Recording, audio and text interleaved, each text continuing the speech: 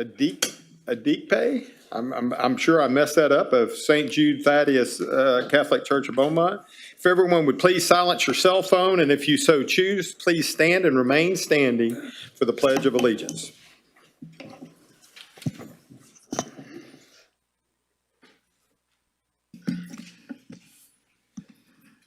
In the name of the Father, and the Son, and the Holy Spirit. Amen. Heavenly Father, we give you thanks for the gift of this day and for the opportunity to gather as one people of Beaumont.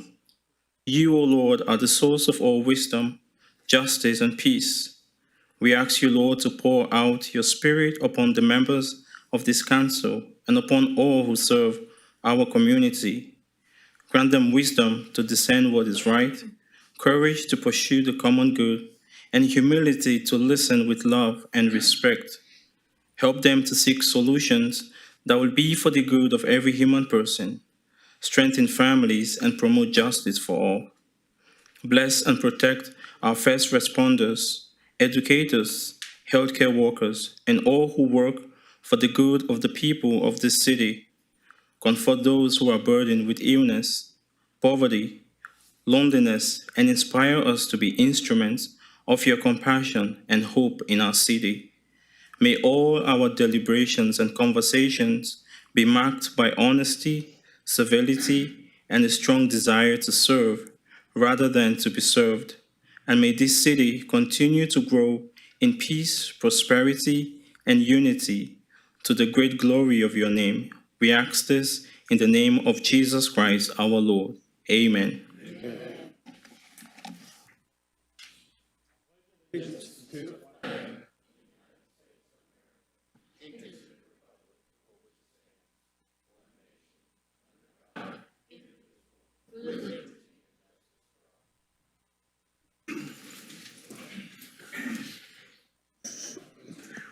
May I have roll call, please?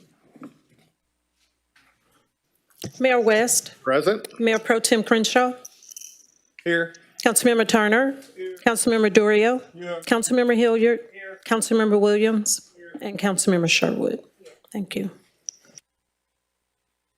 And now we have a City of Beaumont communication update.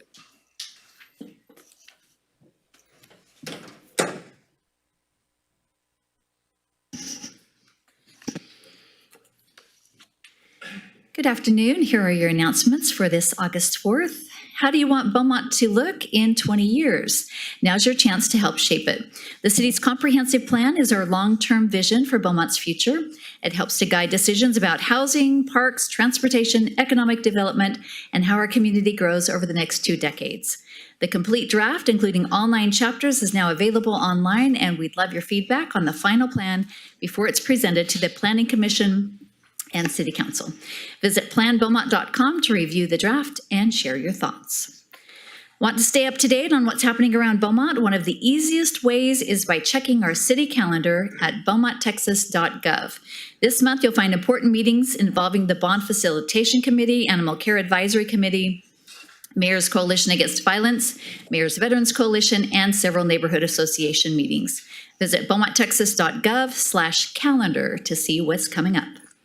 With a new school year just around the corner, now is the perfect time to make sure your child's immunizations are up to date.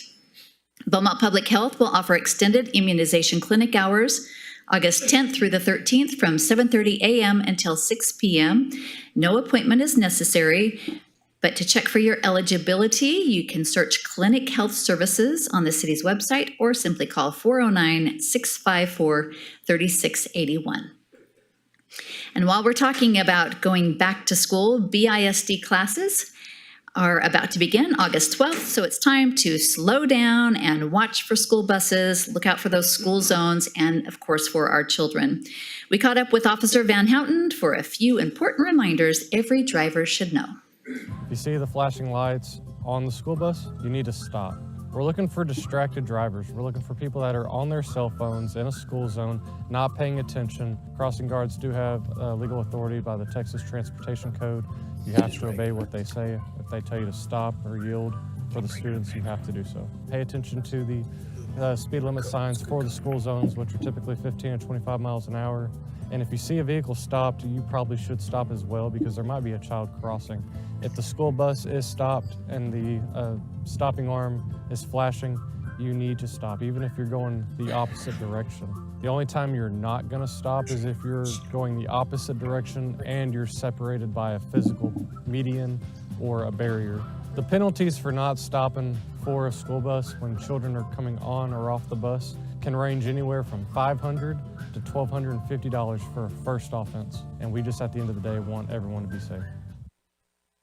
And we also have 2 great ways for you to enjoy the last few days of summer with your families. Catch one final movie in the park this Friday, August 7th at dusk when Zootopia 2 comes to Central Park. Bring your blankets and lawn chairs and enjoy a movie under the stars.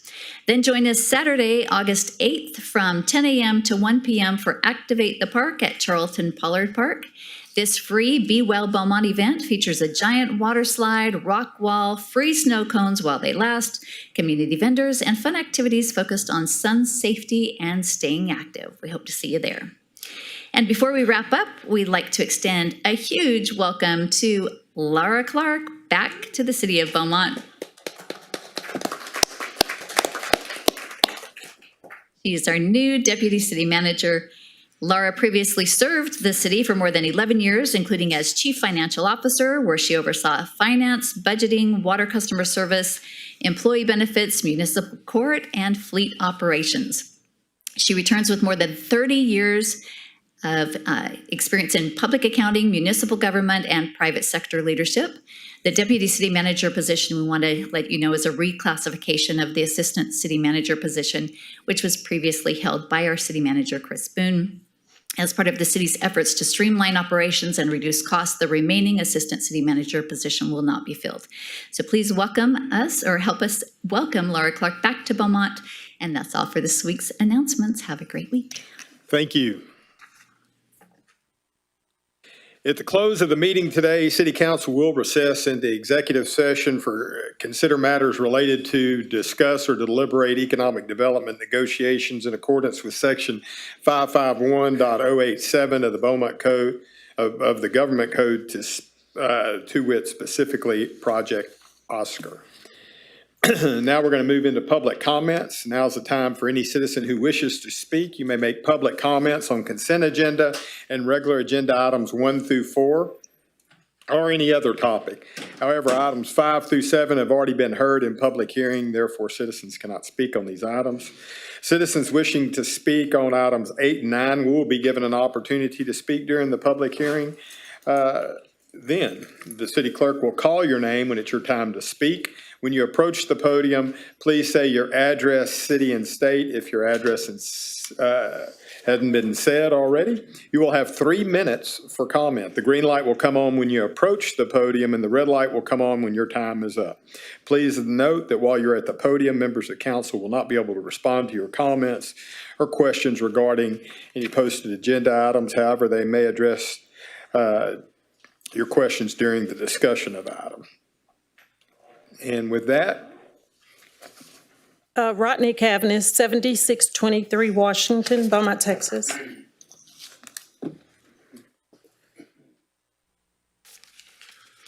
Good afternoon, Mayor Pro Tem, members of the Beaumont City Council. I'm Rodney Cavness. I'm Director of Strategic Partnerships for the Beaumont Independent School District. On behalf of Superintendent Massey and the Beaumont Independent School District, thank you for your continued commitment to students and families in Beaumont.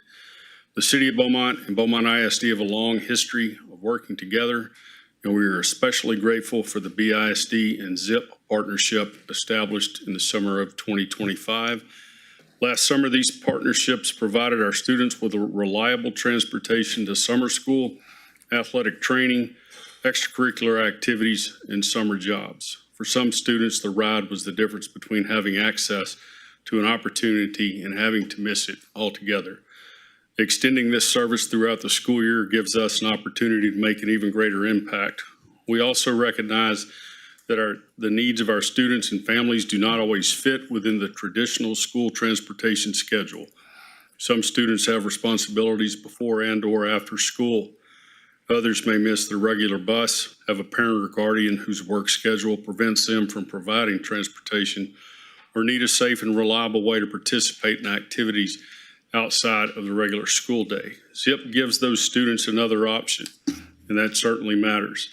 Our goal in BISD is to graduate students who are college, career, or military ready. Reaching that goal takes more than what happens inside the four walls of a classroom.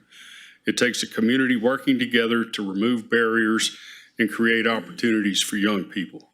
Transportation should never be the reason a student has to say, I can't get there. This is why this partnership matters.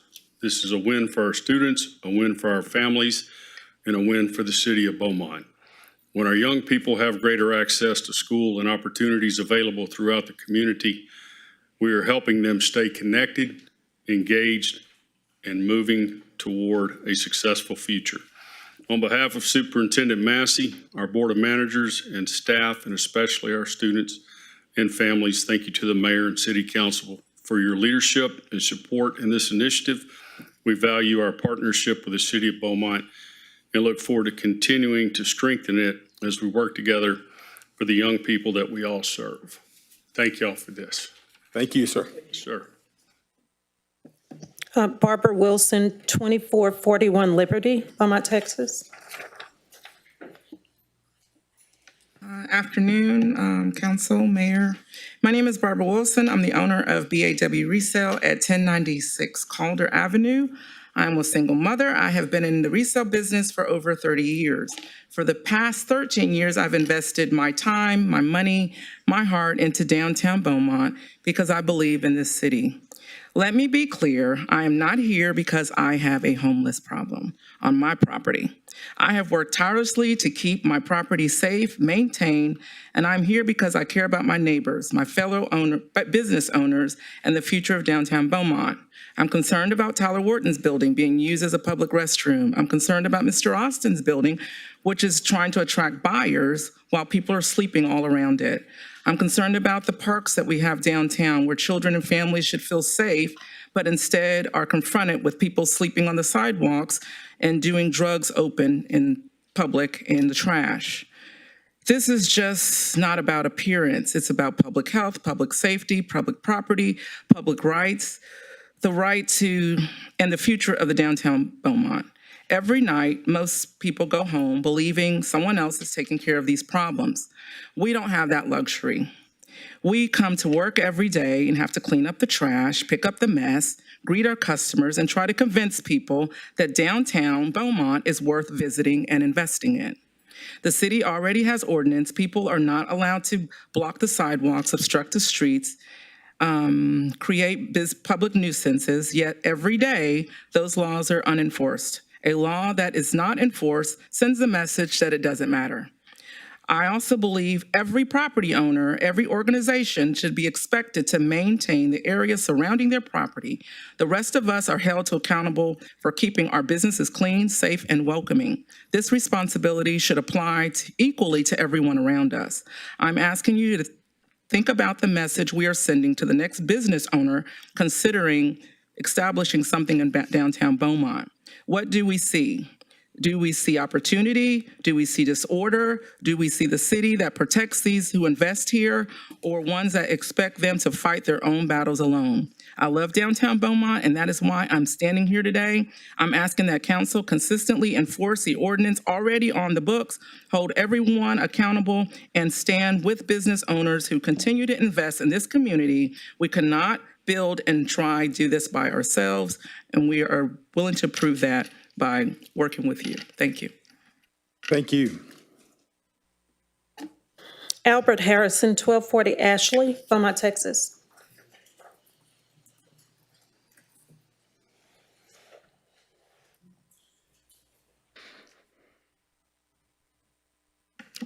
Mayor, City Council, other city staff, and other individuals that are present. I hate to be beating on the same drum all the time, but it seems as if I got to some kind of way either kick the door down and let y'all know. Because there are many other issues that I would love to speak on today's agenda, but I can't because this still persists. After talking with employees, CenterPoint Energy, I discovered that the engineer of the city of Beaumont was supposed to contact CenterPoint Energy about the pipes to let them know that they're going to be digging the ditches and mopping the ditches deeper than the pipes exist. And by not doing that, now you have exposed the pipes in these ditches. Now, why the engineer or why public health director or city manager did not contact CenterPoint Energy and do that, it's not your fault, city council, because you didn't have all the information that you needed to make an informed decision. So with that being said, now I'm being told that the city is going to have to pay CenterPoint Energy to bury those pipes deeper into the ground. You're already facing budget issues. Now you'll be faced with what y'all call a change order. And you all complain about it. So now I'm complaining about it now for you. Because that's what you're going to be faced with. Because the engineer didn't do his job. Thank you. Thank you, sir. Yi Chin Brazier, 3910 Treadway Road, Beaumont, Texas.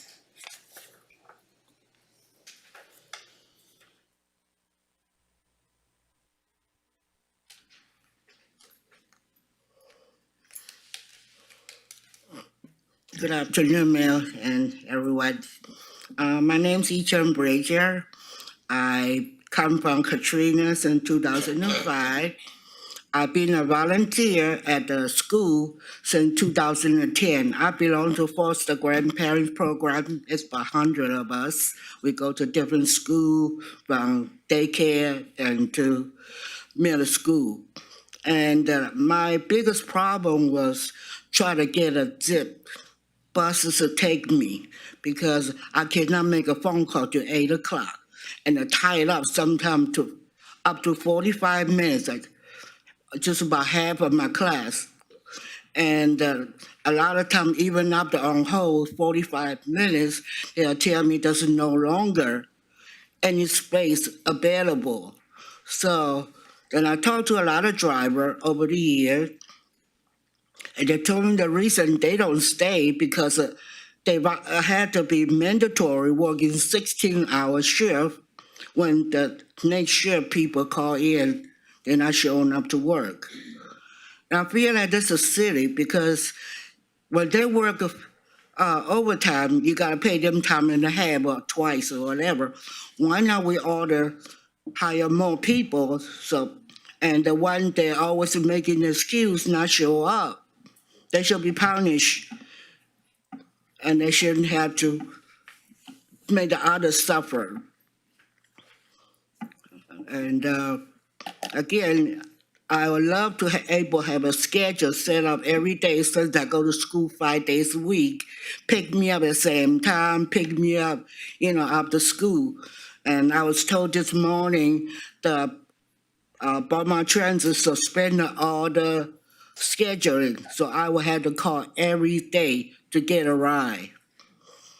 And I don't see that what's the sense for me, because I'm there volunteer, and I've been there since 2010.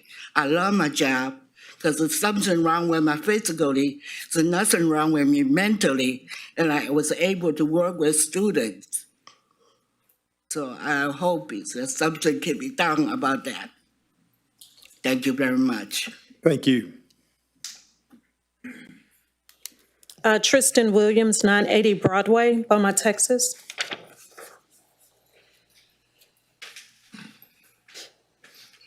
Good morning, well, afternoon now. Good afternoon, Mr. Mayor and council members and city staff. I just want to introduce myself. I'm Tristan Williams. I am the developer that's bringing forth the 220 unit luxury apartment development that we're looking to put at the 980 Broadway location. And I just want to make myself available to the city and the staff and the community to know who I am, what we stand for, and what we're looking to do in the community. So I'll keep it really short.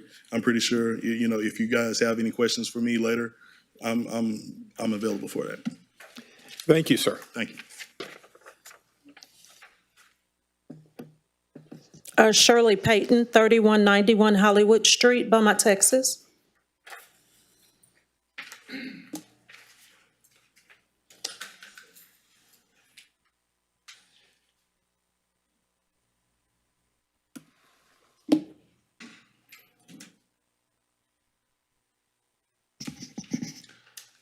Mayor, council, I'm up here and asking y'all, will y'all please do not stop these vans? I need this van to go to the doctor, to go to the store, to pay my bills. Every time something come up, y'all want to take the buses, y'all want to take the vans. Please stop hurting the people. We need this stuff. I need this stuff. And I'm just asking y'all, please have patience and and continue helping the people because we need the help right now. So I just say thank you and please keep these vans and these buses on the road so the people can get where they need to go. Thank you. Thank you. Reginald Sanico, 2930 Avenue C, Beaumont, Texas.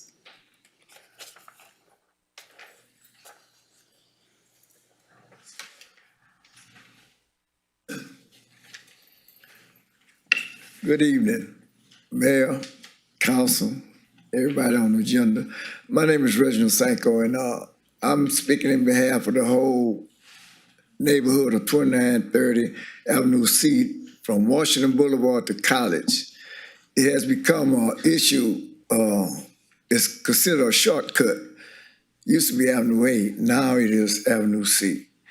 We have no signs available to tell people or show them that the speed limit is such and such.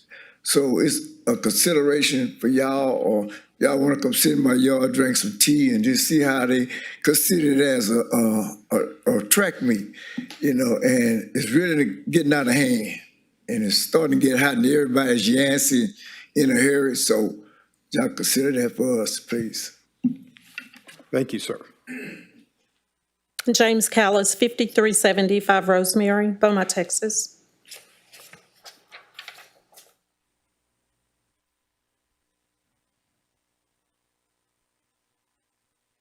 Greetings to all present. I'm James Callis, a lifelong resident of Beaumont.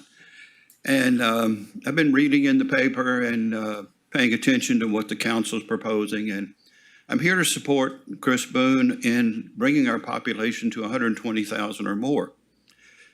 Like I said, I've been in Beaumont all my life, and I left teaching in '75. And I got to tell you, Beaumont was absolutely a beautiful business incubator for me.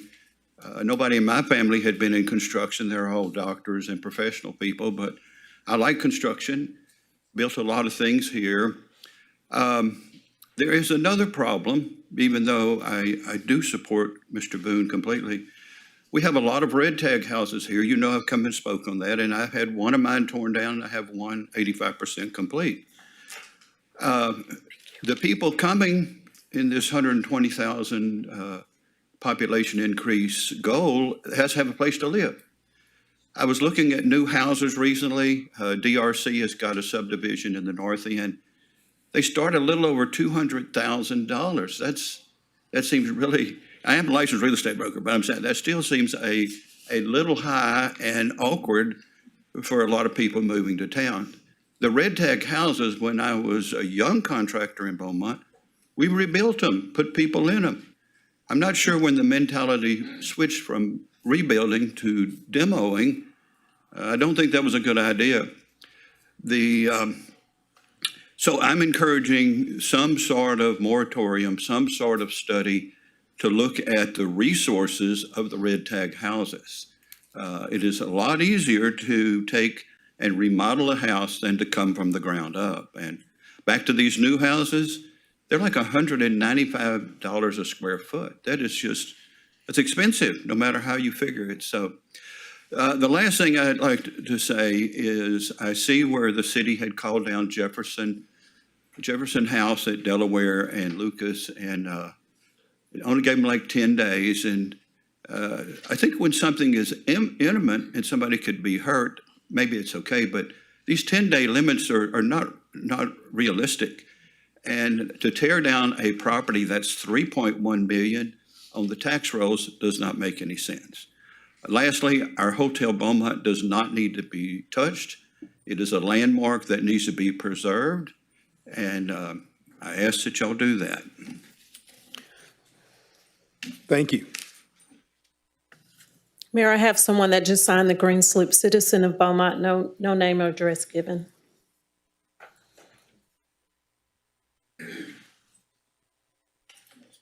Afternoon. So I got a lot of things. Normally I come up here and shake tails and this and that and try and get responses. James Zeller. I didn't say my name, so regardless, I'm a citizen of Beaumont. I'm speaking for many citizens. I don't just speak for myself whenever I come to this council. I don't come here to grieve just for myself. I like to grieve for the entire city that's not being represented. So if anybody wants to understand who I'm speaking for the entire city of Beaumont. Okay, get that out of the way. So we got a couple things.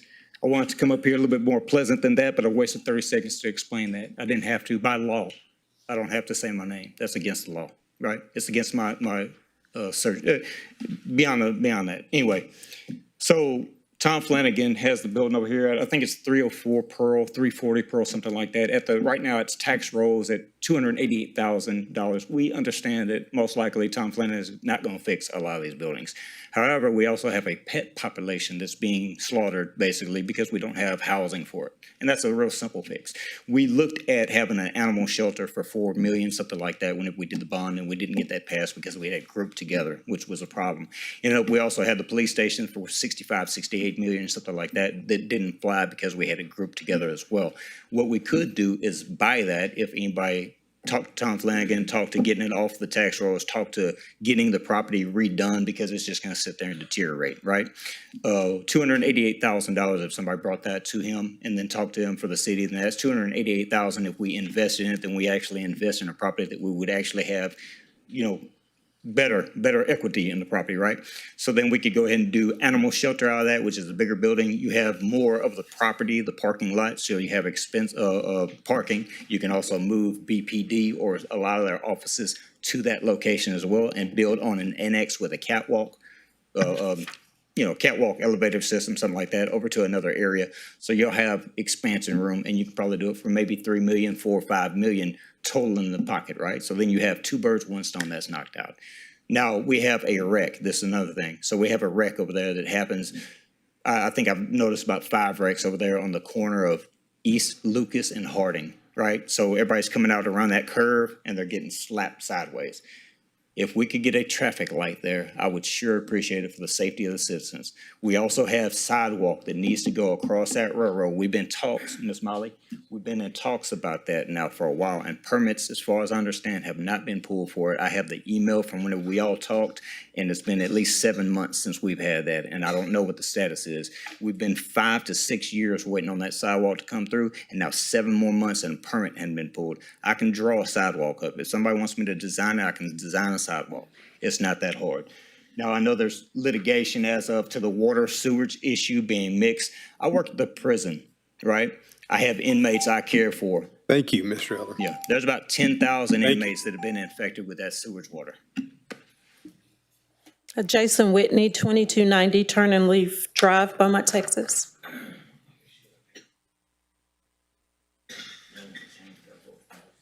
And this is somebody, I'm going to leave it. I'll take it. Sorry, I've never done this before. It's okay. How y'all doing? Good afternoon, Mayor, City Managers, Manager Boone, Council. I'm going to be a little bit nervous. I've never done this, but I know I only got 3 minutes, so I'll try to talk fast. Beaumont is my home. Born in Louisiana, raised here since pre-K and turning 55 this month. I love this community. Yet for a long time, I've stayed in my own lane. I was content growing my business and enjoying my family. When my biggest decision was worrying about what to wear to my daughter's 6-year-old soccer game, which was going to be infested by mosquitoes. If anybody's ever done it out there, you know it. And then transitioned to our tumbling class afterwards. That was about the biggest thing I had to do on my mind that day. I never got involved with City Hall because I figured I know what I know, and running a city was not my job.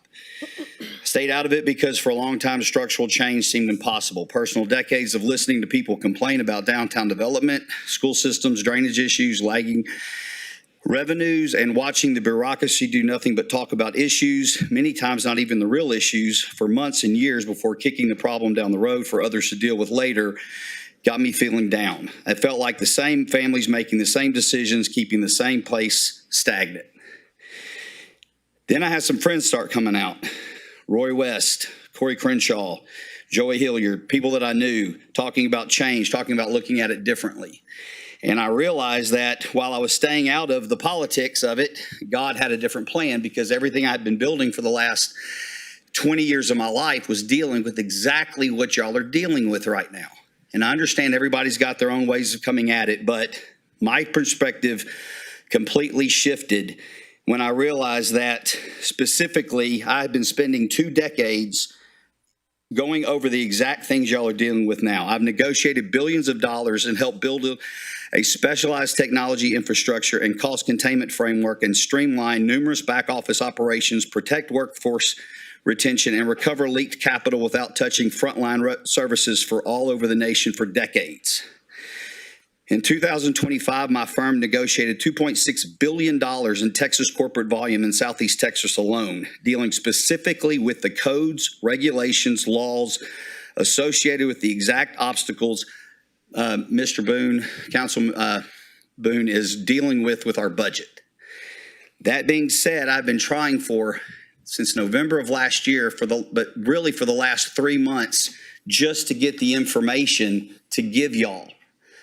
I'm not telling y'all to fire anybody. I'm not even telling y'all to use me. But I get paid tens of thousands of dollars by corporations, all corporate, from businesses of 4 to 5 people to 4 to 5,000 people all over the nation, to get this information for them. And I'm trying to do it for y'all for free.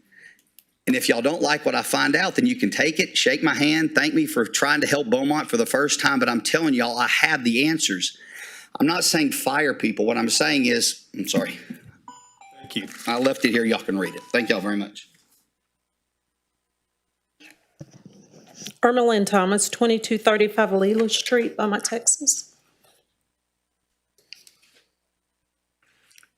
Greetings to all of our members on our council. Thank you for your service to this community. I am here because I was privy to a meeting last night, and it concerned the proposed apartments that will be built on Broadway. I understand the need we have for additional housing. I do not feel that this particular item will be beneficial to our city.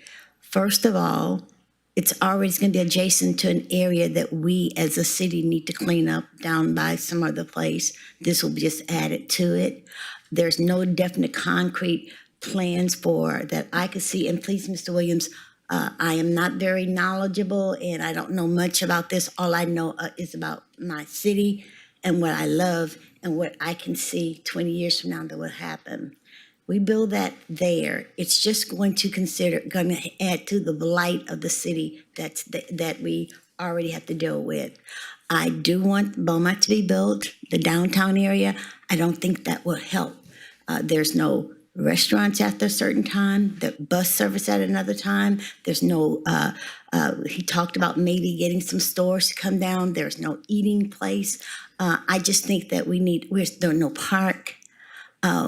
The amenities there would not, in my opinion, help the people who are renting, other than the owners would get their compensation without really looking at the whole thing. We have something similar right across from Terrell Library. There's no parking there. The kids have nowhere to walk. I think we need to look at it a little bit more. I respect and I thank he and his investors for looking here. I want others to come. At the same time, I want to understand how it's going to affect the quality of life of our citizens here. And I don't see at this point in time, and I am open, that that will enhance what we need to do in downtown. Thank you for listening to me. Appreciate you. Thank you. I think it's maybe John Clark, 3065 Ogden Avenue, Beaumont, Texas. Did he leave? Thank you. Huh? Mr. Bates? I'm sorry, the two I had left, so that's all I have, Mayor. Okay. No other public comments? All right. Thank you. Is there a motion and a second for approval of the consent agenda?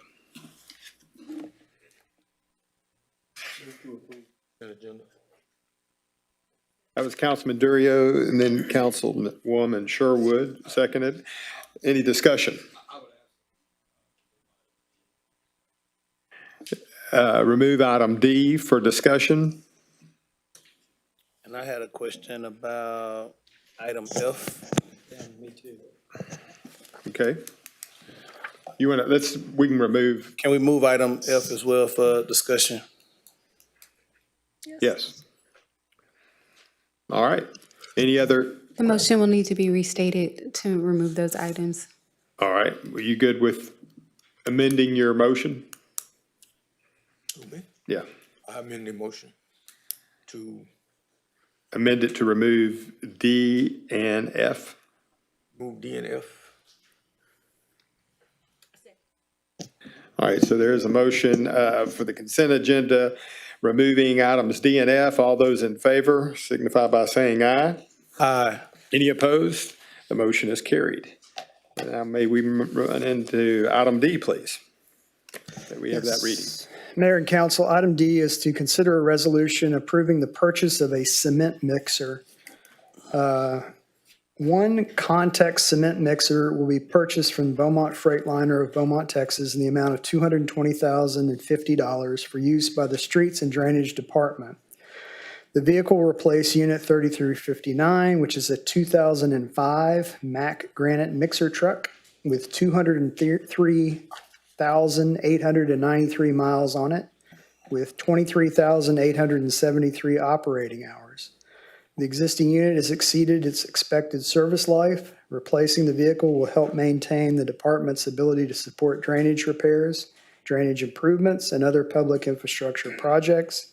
The existing mixer truck will be disposed of in accordance with the city's surplus property policy. Total pricing in the amount of $220,050 was obtained from Beaumont Freightliner of Beaumont through the Sourcewell contract. Sourcewell is a cooperative purchasing association that complies with the state of Texas procurement statute.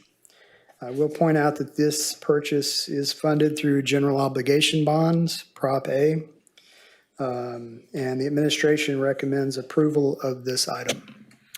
Is there a motion for item D?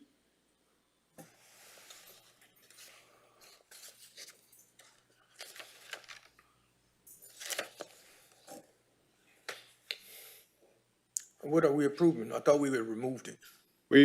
For discussion, to have this, because it was asked to be removed. From consent. To be discussed. So we're going to get a motion and then have discussion on it. I'll make a motion to deny the purchase of this vehicle and have staff look at purchasing a used cement mixer and the options for that. Second. Second. All right, there is a motion and a second to deny item D. Mayor? Yes. Go ahead. Can I just get a little clarification? Because I know we had talked, well, this item is mentioned as part of the GO bond to purchase a new item. We can certainly do some research to see if we can find a used dump truck, but we would certainly want to, since this is basically money borrowed through a bond to pay for it, we would want to have the life of the truck less than the expenditure. So essentially, we don't want to be paying for it after the life of the truck. And the reason I bring that up is because if we want to look for a used then my question would be, do you want other source of funding to fund this, or do you want this to be paid out of Prop A? Can we add that during discussion?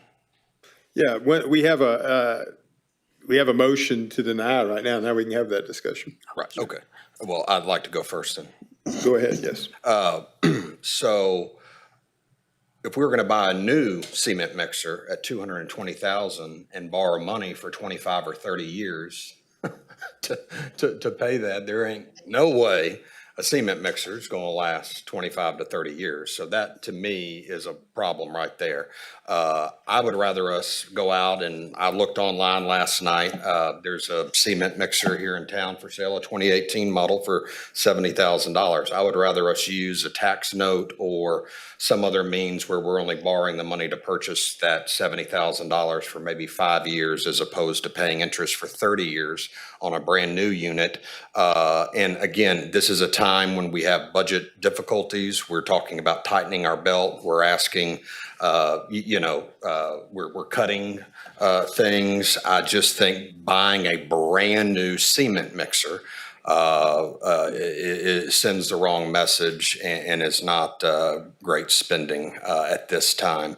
Also, I'm sure we have a need for it, but I drive around and see a lot of city trucks and vehicles. I haven't ever witnessed the cement mixer moving around, but I guess we use it quite a bit. But I just feel like we could do other things. We have a lot of local cement companies. We could, maybe rent one from them, or there's got to be some other options out there other than spending $220,000 to buy a brand new unit. That just $250,000 for something like that, to me, seems excessive at this time. Councilman Durio, So what, I'll get to you, what do we Councilwoman. use that truck? Because I've seen local cement companies working on City of Beaumont projects. So what do we use the concrete mixer? I have to have our own concrete mixer. We're already using local cement trucks. What is it used for?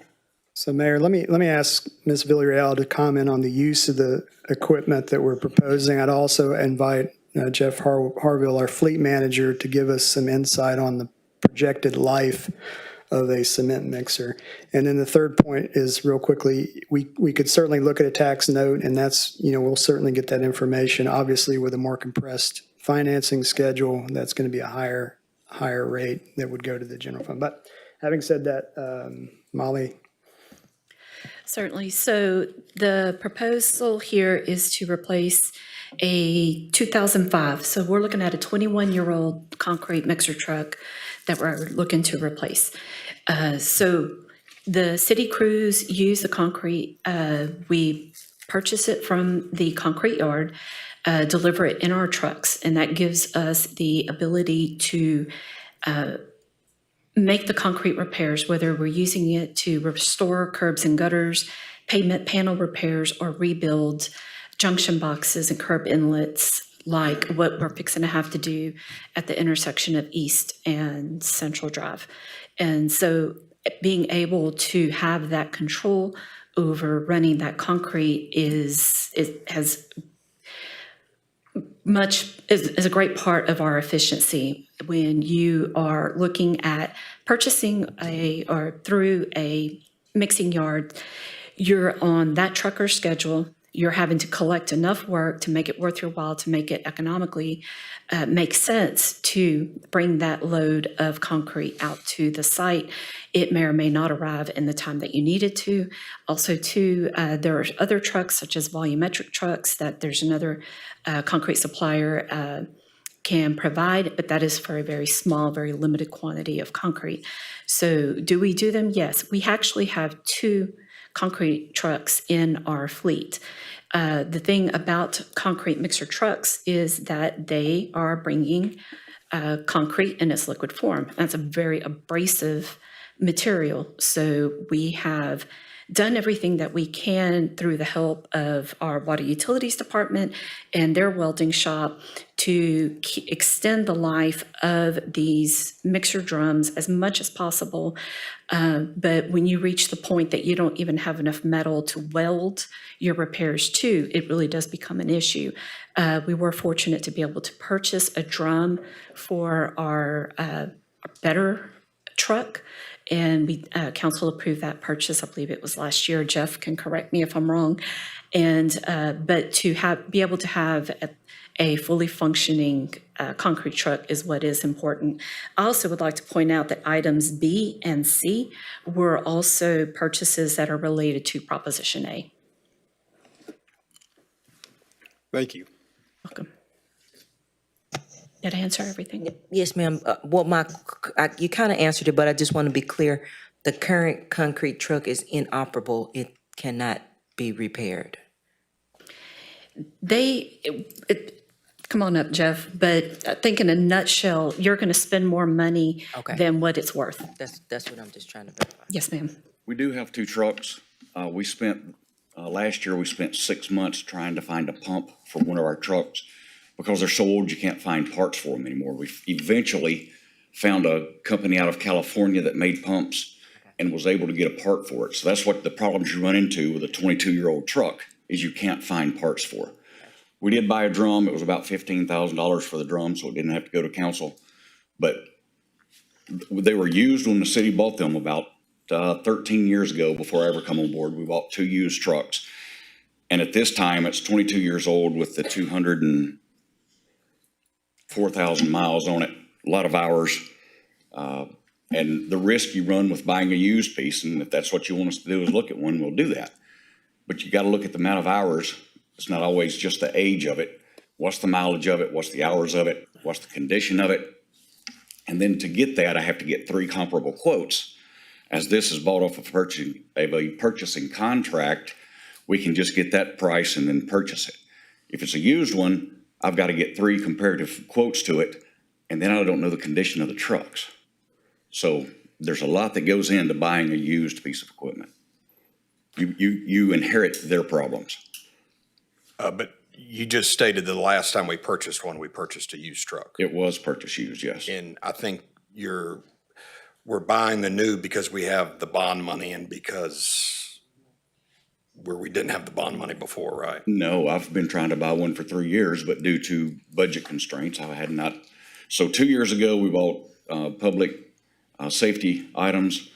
Last year, we bought public safety items along with a slope mower for parks and a couple items that was for the golf course and for traffic management.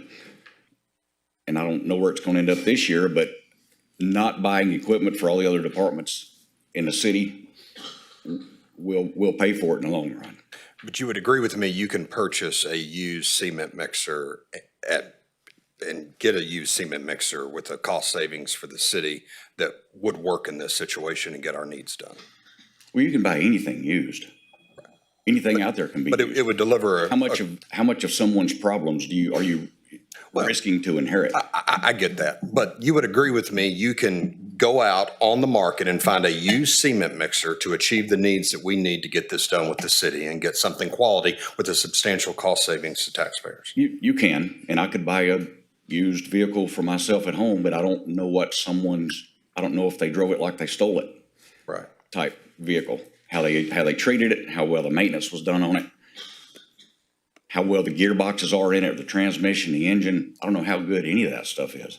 So typically, or for the most part, we buy new equipment for the city so that we have the life of it, the full life of it, not, how old was that truck you looked at?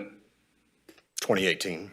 So it's already 9 years old, not 9 years of life left, plus you don't know how it was treated and maintained during that time frame. It's probably why it's for sale. Okay. And again, the last time you bought a cement mixer for the city, it was used. That was before me, but yes, it was used, and we've done nothing but work on it since. Thank you, sir. Any other questions? Yes, Councilman Williams. Question, but I lost my train. About how many hours a year do we put on our truck, or the cement mixer currently? You know that I don't know. I would have to go back and look what our annual usage is. I lost my train. But everything Molly said is exactly true. When you fill a truck with cement and you have a cut here, they're used to fill water cuts. So when water comes out and cuts across the street to fix whatever problem, that street has got that bump in it or whatever the dugout spot in it. So the cement mixer will come and fill that, and they fill this one and they fill that one over there. But if you're waiting on a truck, that crew is stuck waiting until a cement truck can get out there at any given time, and they come with a full truck. There's a certain amount they have to put in it before they can ever use it so that it's worth its trip out there. We can get our own amounts and fill the cuts as we need them when our crews are ready and not have anybody to have to wait on it. Do you have any idea on the type of warranty that comes with a new cement mixer? Let me see if it's in the quote. I don't recall that off the top of my head. Everything typically comes with a year warranty on it for parts and service.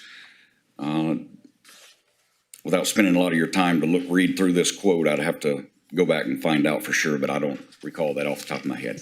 But usually all equipment comes with at least a year's worth of service to it. Okay. Heavy equipment is not like your car that you get 3 years, 36,000 miles. They're not quite like that. Okay. May I remember? Yes. My question was, if we bought it new versus purchasing a used one, the time frame on turnaround, right? Because if you need it now, and it's gonna take you 3 bids and so on and so forth, and I guess go and inspect the truck and make sure it's the time. Does the time frame gonna be affected by you having to go and get a used truck? Well, it would take longer to find a used one. Again, if we're gonna spend that much money on a used piece, $70,000, I wanna make sure it's gonna work. So now I've gotta take myself and probably my deputy fleet manager out and spend our time away from here going to look at a truck and then seeing how good a condition the thing is in.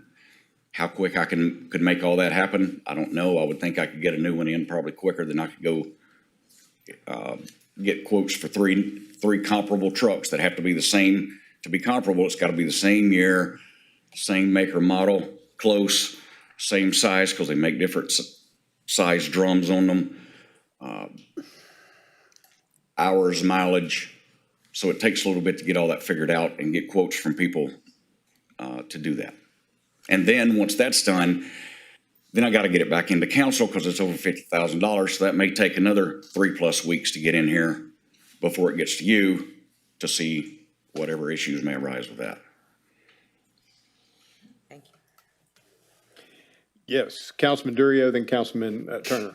Is this a cement mixer, is that something that can be leased? And would that be more cost effective, leasing it than buying it outright?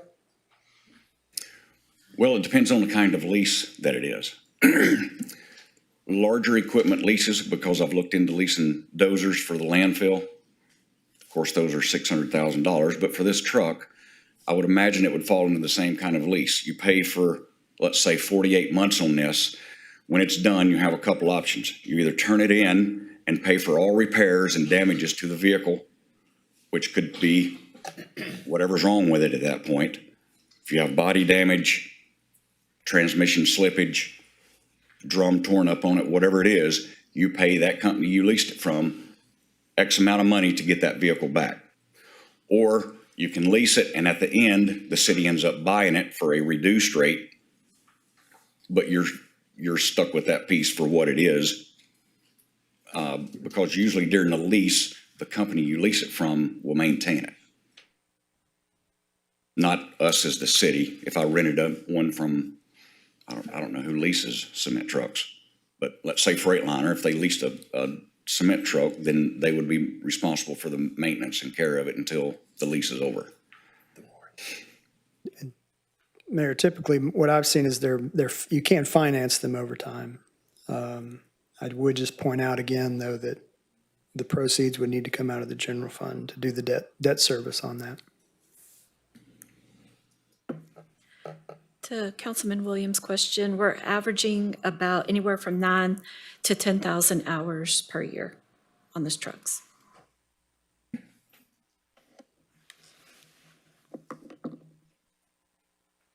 Thank you, sir. Thank you. So right now, we have a motion to deny the purchase of the cement mixer. Is there any, yes, Councilman Turner. I mean, Councilman Hill, you shared the warranty. I know there's a question about the warranty. And it says, the only warranties on this vehicle sold hereby are made by those manufacturers. Seller expressly disclaims all warranties, either express or implied, including implied warranty on mechanical or fitness for purpose. Seller neither assumes nor authorizes any other person to assume presently or exist that may occur in the vehicle unless they are specifically covered by a written manufacturer's warranty or by a service contract with the seller. The described vehicle or components, parts, which delivered to the buyer in conjunction with or within 90 days of the time of the sale. So it seems like there's roughly 90 days on the warranty on that truck, and that's something I struggle with a purchase that high.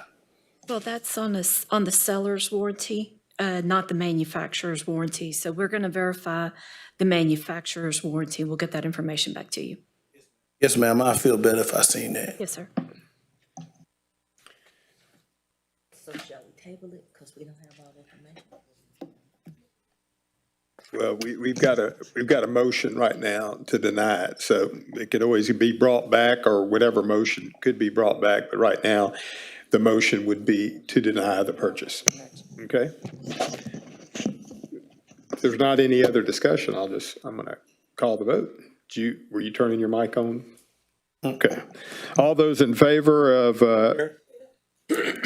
So what do we want to do if we want to table this?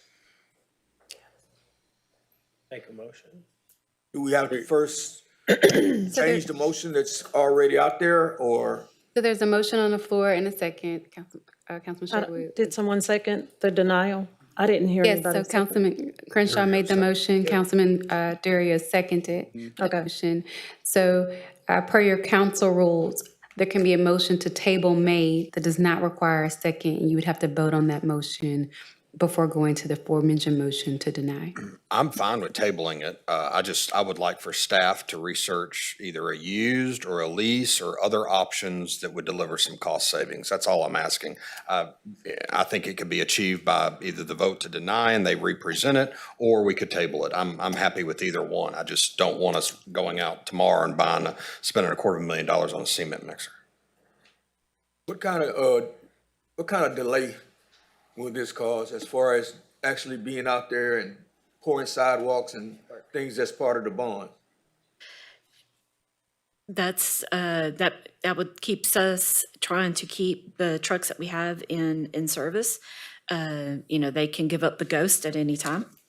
So it depends on when they repair, but I mean, one of the projects that we're working on right now is replacing the junction box at the intersection of Center and East Drive, or Central Drive, the sinkhole.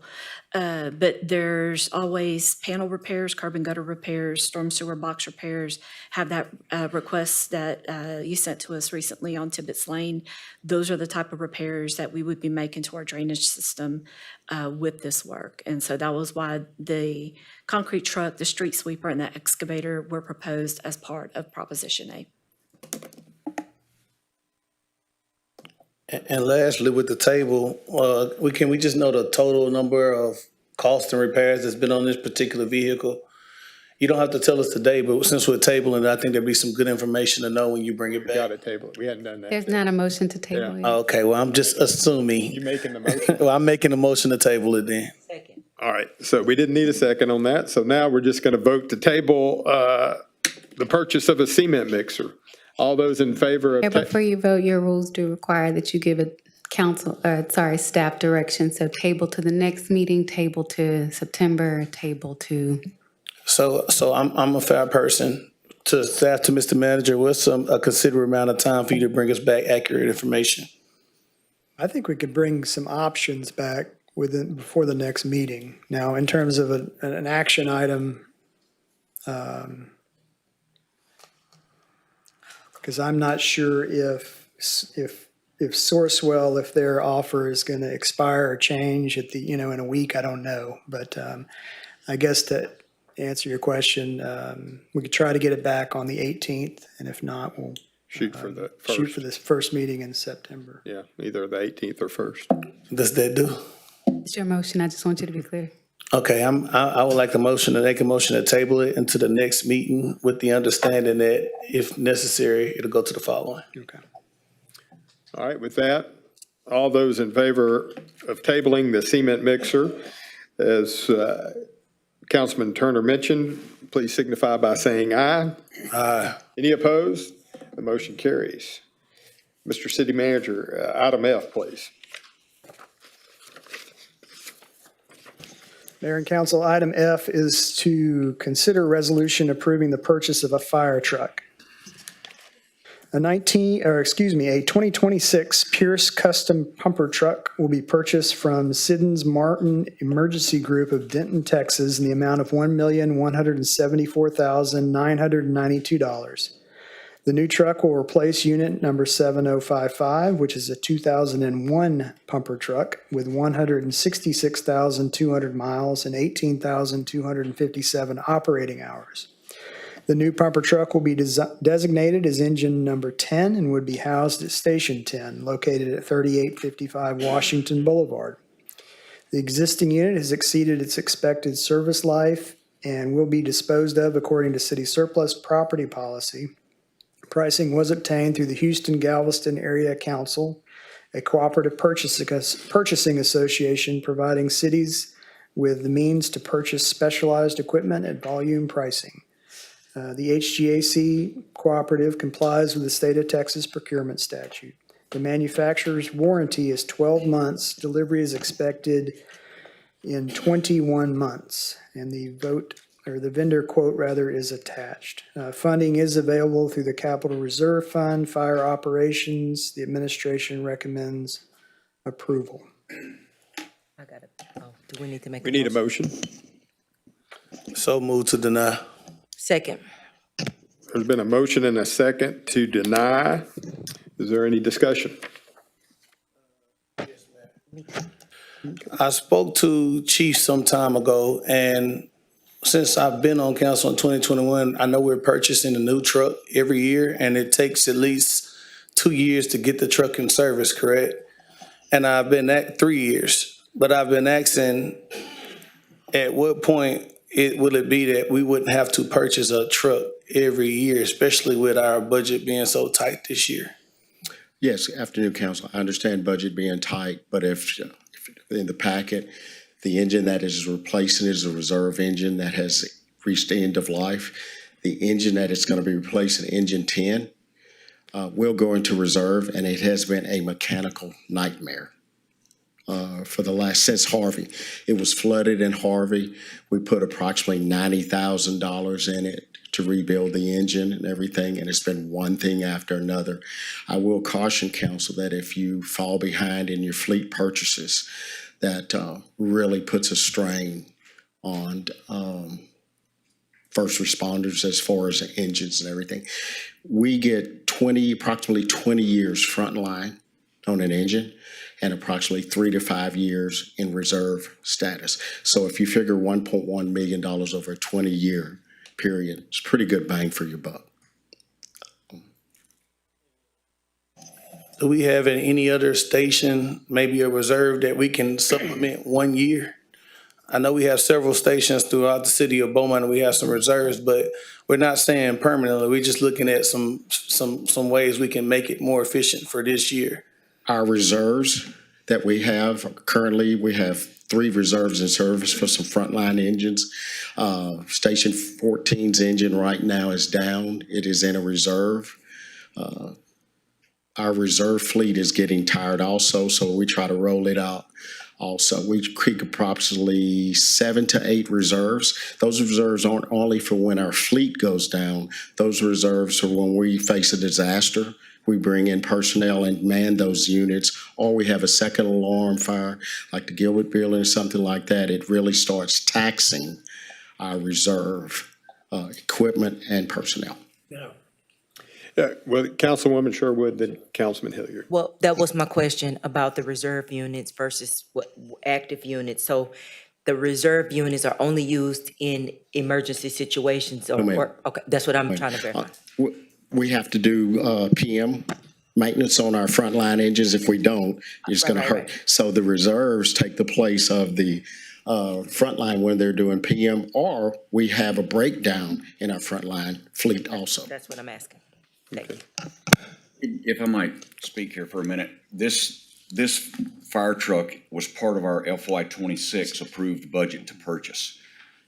I had to wait until, typically this would have been done in October, and my assessment would be that it would have been approved at that point, because I had to wait till now so that when it gets delivered, it hits the FY '29 budget. That's why it's being presented now, so that that 31 to 33 month lead time presents itself at the right time when it's delivered, so that we can pay for it in '29. So it's not like I'm gonna buy it and we're paying for it today and I get it next week. We PO it now, get it 31 months from now and pay for it in FY '29, which is projected and budgeted for that time frame. Okay. So just a clarification, if this was to be denied, there's not a savings in our current budget? No. Overrun of 4.5 million that would now only be 3.5 It million? won't impact this budget. Correct. It won't Has impact nothing to this. do with So this this, budget year. and did we say earlier, even though I thought we had said this for 27, but in 29, we have some industrial abatement agreements coming offline that are going to provide some additional revenue? Should, if we can renegotiate them accordingly, yes, sir. Okay. But this was coming out of, I thought when you read the proposition, it was coming out of the capital fund for the fire department for this year. Is that not accurate? Future year, right? It's coming out of the capital fund for the fire department in 2029? Future. 29. So today, this wouldn't impact the 2026 budget whatsoever or the 2027 budget. It wouldn't hit the books to 2029. Not this truck, no. Okay. And we can't even pay for it until we accept delivery of it. Mayor? Yes. Just a point, Chief, are there any implications for the number of units in your reserve for NFPA or ISO? Yes, sir. So in other words, NFPA, do they have a recommended life of an engine? And would having too few in reserve affect our ISO rating? It could possibly, and we'll be coming up on a new ISO schedule. And just for the benefit of the public, ISO is essentially an assessment, correct me if I'm wrong, Chief, Insurance it's an service assessment, and that can affect our fire Fire rate, protection insurance rate, rates. Insurance rates. Okay. Just one last point of question. At what point will you foresee, versus every year, at what point will you foresee we will be at a place where our fleet would be more so functioning, or maybe we can reduce it to every other year? Do you foresee it being every year from now to eternity? No, we don't. We have some built-in spreadsheets that we share with Fleet Manager. And we've also made some cost savings on downsizing. We used to order a velocity cab. So we went with a smaller cab and smaller engine also, which resulted different suspension, which resulted in significant amount of savings per unit. Now, FY '25, I know it's passed, but that was a year that we skipped paying for a fire truck. Mayor, can I comment on Councilmember Turner's, because you asked about, when would we be kind of fully stocked? The issue, of course, is, vehicles age constantly. And I'll just draw a comparison to transit. One time we got a grant to buy a bunch of buses, which was great because we had new buses, they were efficient. But for many years, we didn't replace them. But guess what? When many of them came to the end of their life, we were faced with a lot of buses that we didn't have the same grant for that we had way back when. So the better policy, I know Jeff and Chief, they do a good, is to try to do a regular replacement cycle, to try to smooth it out so we don't, it's always great when you get grant money, but sometimes it can be a curse. But And I might add that the Engine 10 was purchased on a port grant when it came in. It's our only engine. 4 points for proximity to amenities. As mentioned, currently Beaumont has more than twice the state average of housing units supported by tax credits or private activity bonds per capita. As such, additional subsidized units cannot be considered for this development by the Texas Department of Housing and Community Affairs unless the city acknowledges that Beaumont has more than twice the state average of units supported by tax credits. In addition, the project to be considered, the city would also need to acknowledge that the project is in a census tract that has more than 20% housing tax credits per total household. In addition, applications that receive committed commitment of development funding in the amount of $500 in the form of a fee waiver would receive additional consideration by the Texas Department of Housing and Community Affairs. And with that, the administration is not providing a recommendation, as is typical with housing tax credit projects. But that is what is being presented today. Would anybody like to make a motion on item number 1?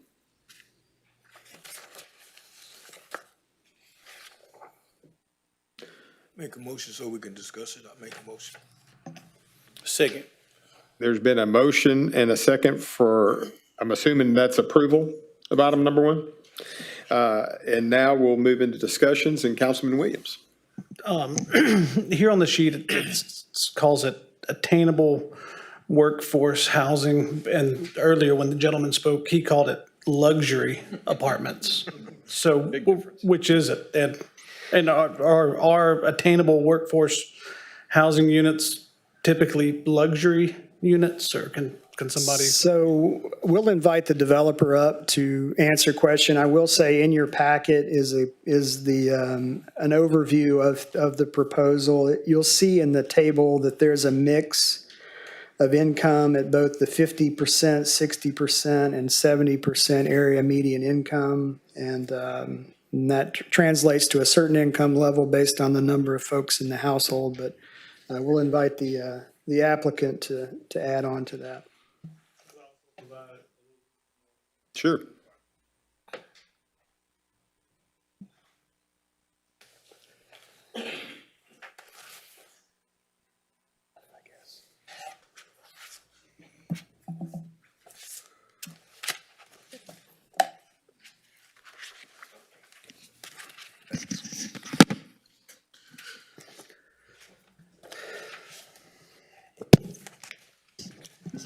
So to answer your question, Councilman Williams, it is luxury.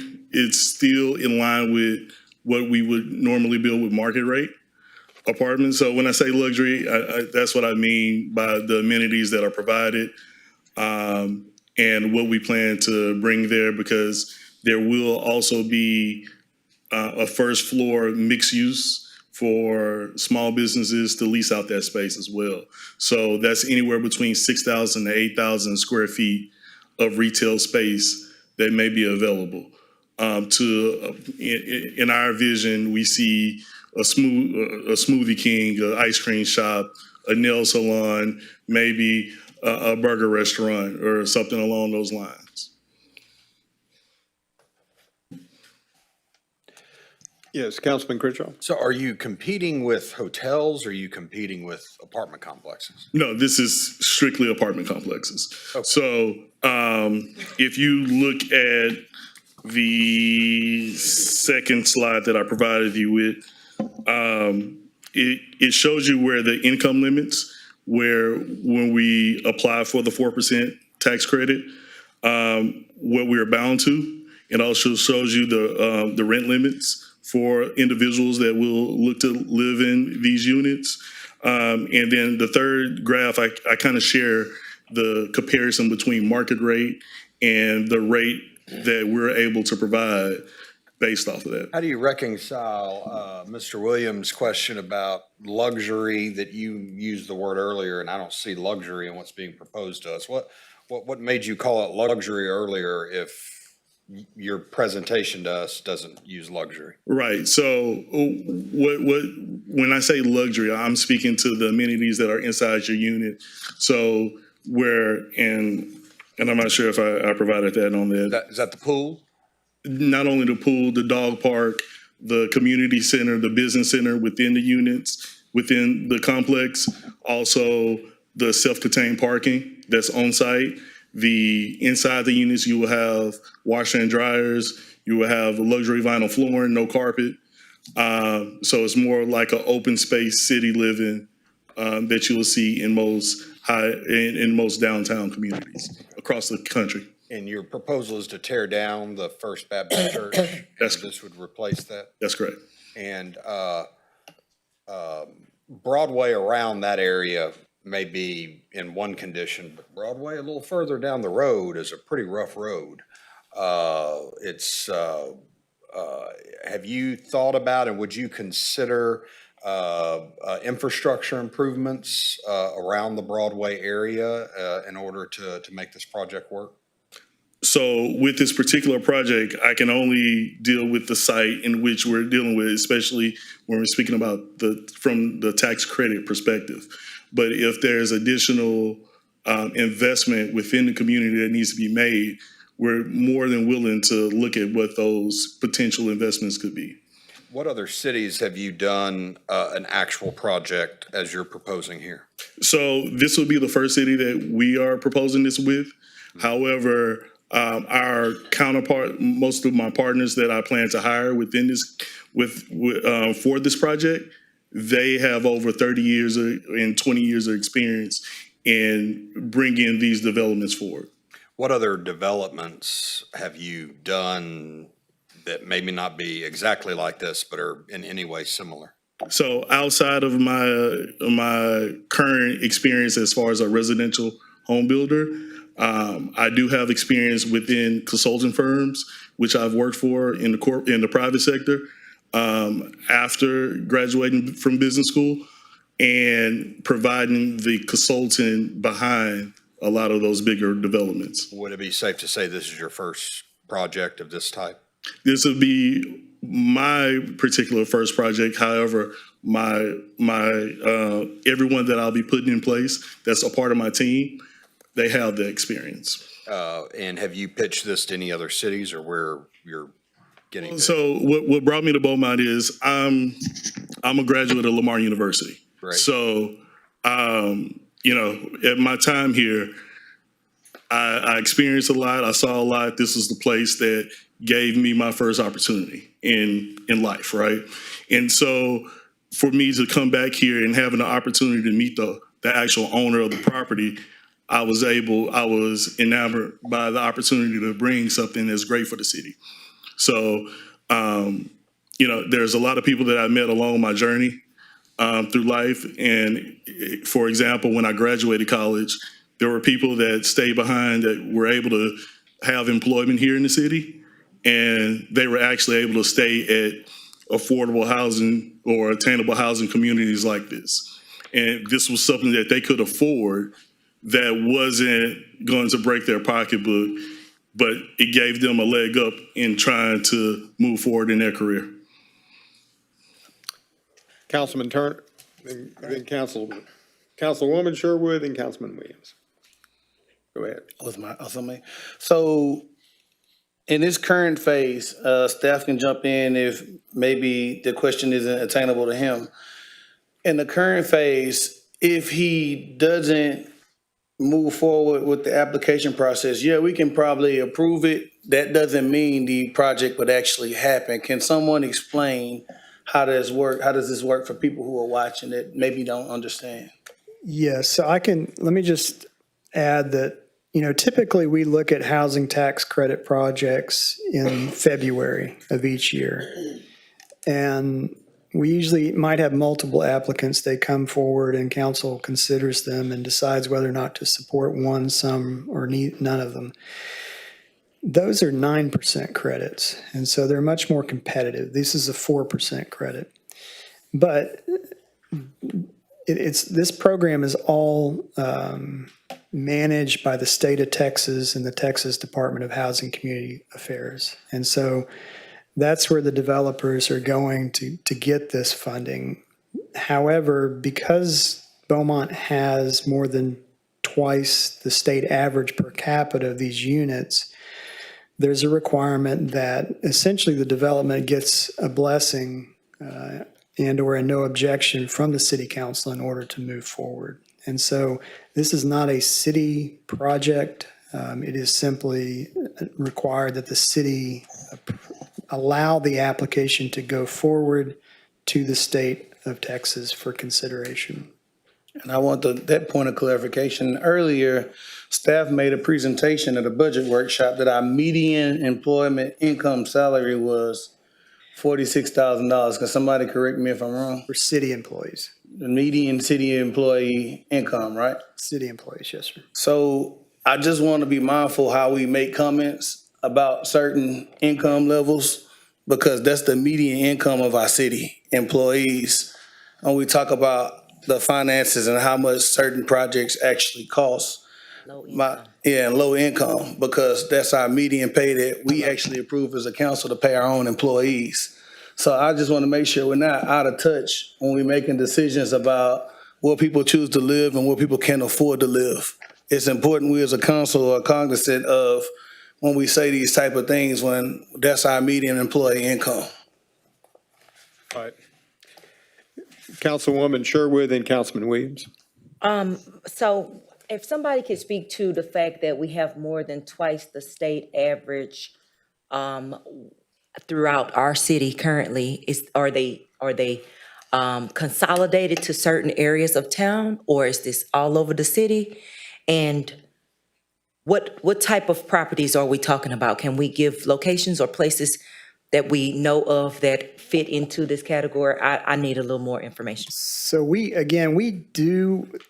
consider these usually every February. That's the 9%. So to answer your question, if you think about place of grace, abiding grace, and Jess Prince is our she's got the whole list, but if you think about many of the apartment complexes that have been developed in the last 20 years in Beaumont, Right. I would say the majority of them, of the new construction, are through this program. Okay. Some are through disaster funding, but majority are through this program. Okay, and so that brings me to my next question and kind of talking to Councilman Turner's point.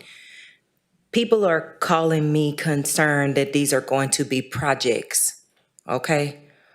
I don't know if I need to break that down or if everybody understand what projects mean, but this is not a place where, now that I'm hearing a place of grace or abiding grace, these are not projects, these are apartment homes for people with a median income, which is in line with what our average city income, not necessarily a place for low income unless you consider current wages for city employees low income. I mean, unless we're gonna get all the way down to it.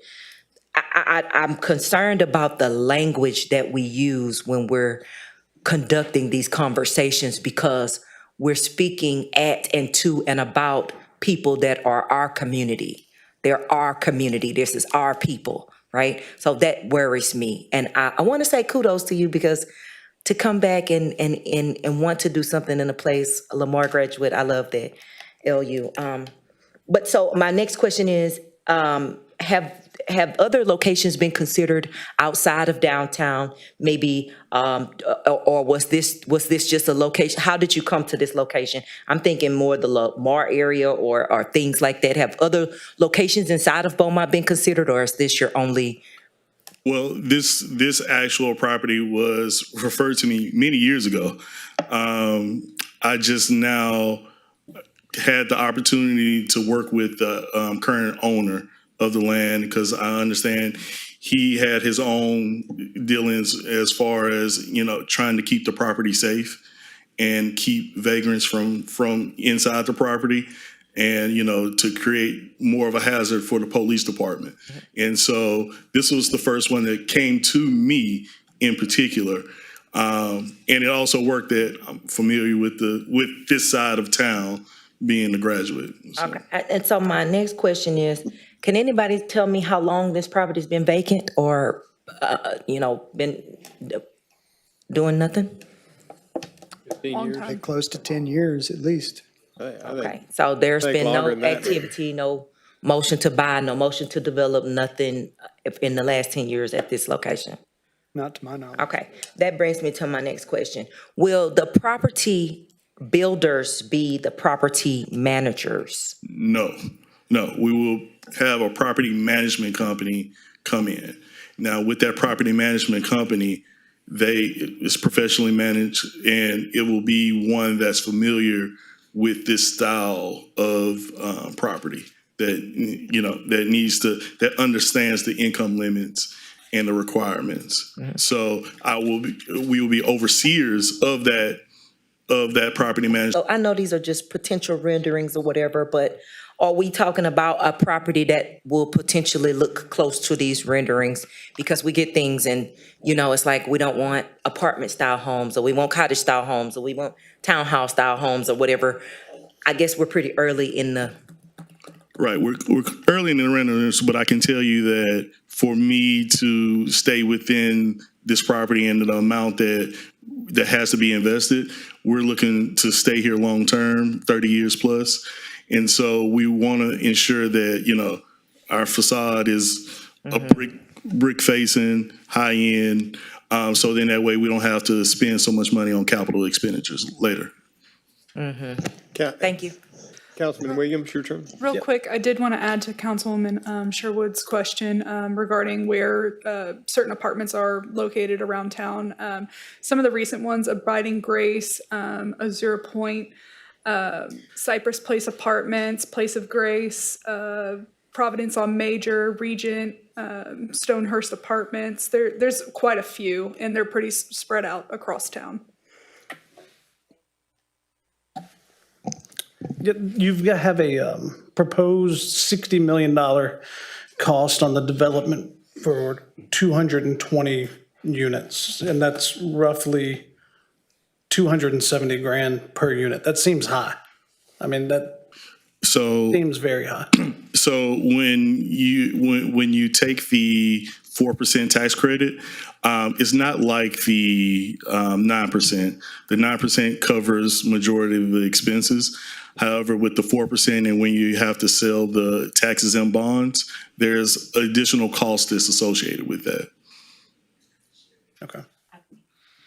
Yes, Councilman Crenshaw, then Councilwoman Duria. When you talk about Sherwood.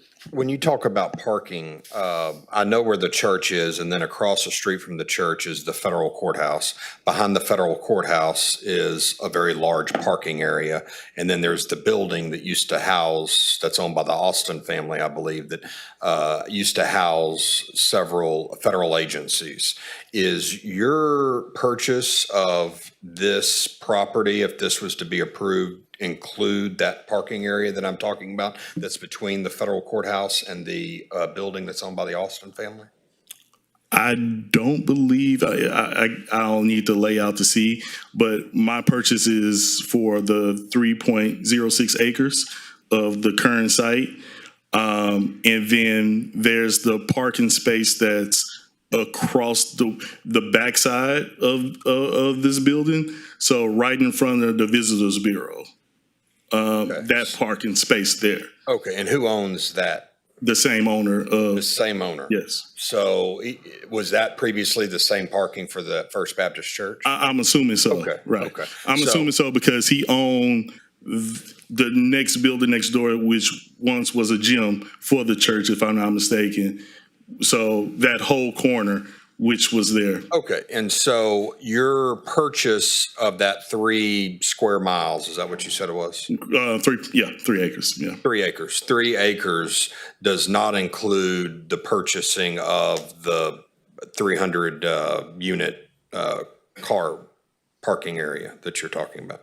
Yes, it will. It will include that? Yes, Okay, yes. so it's not just that 3 acres, Right. it's the parking It's the area parking. adjacent going towards the Visitors Bureau? Correct.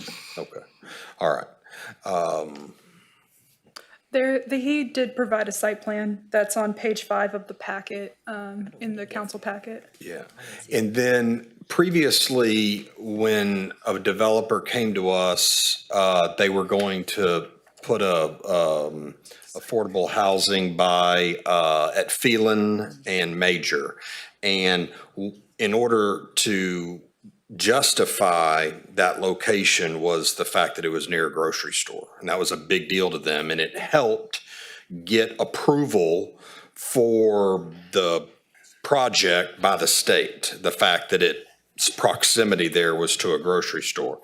I ultimately voted against that because I thought that it would create an even more difficult traffic area there. I don't think we have a real problem with traffic downtown, but I'm curious why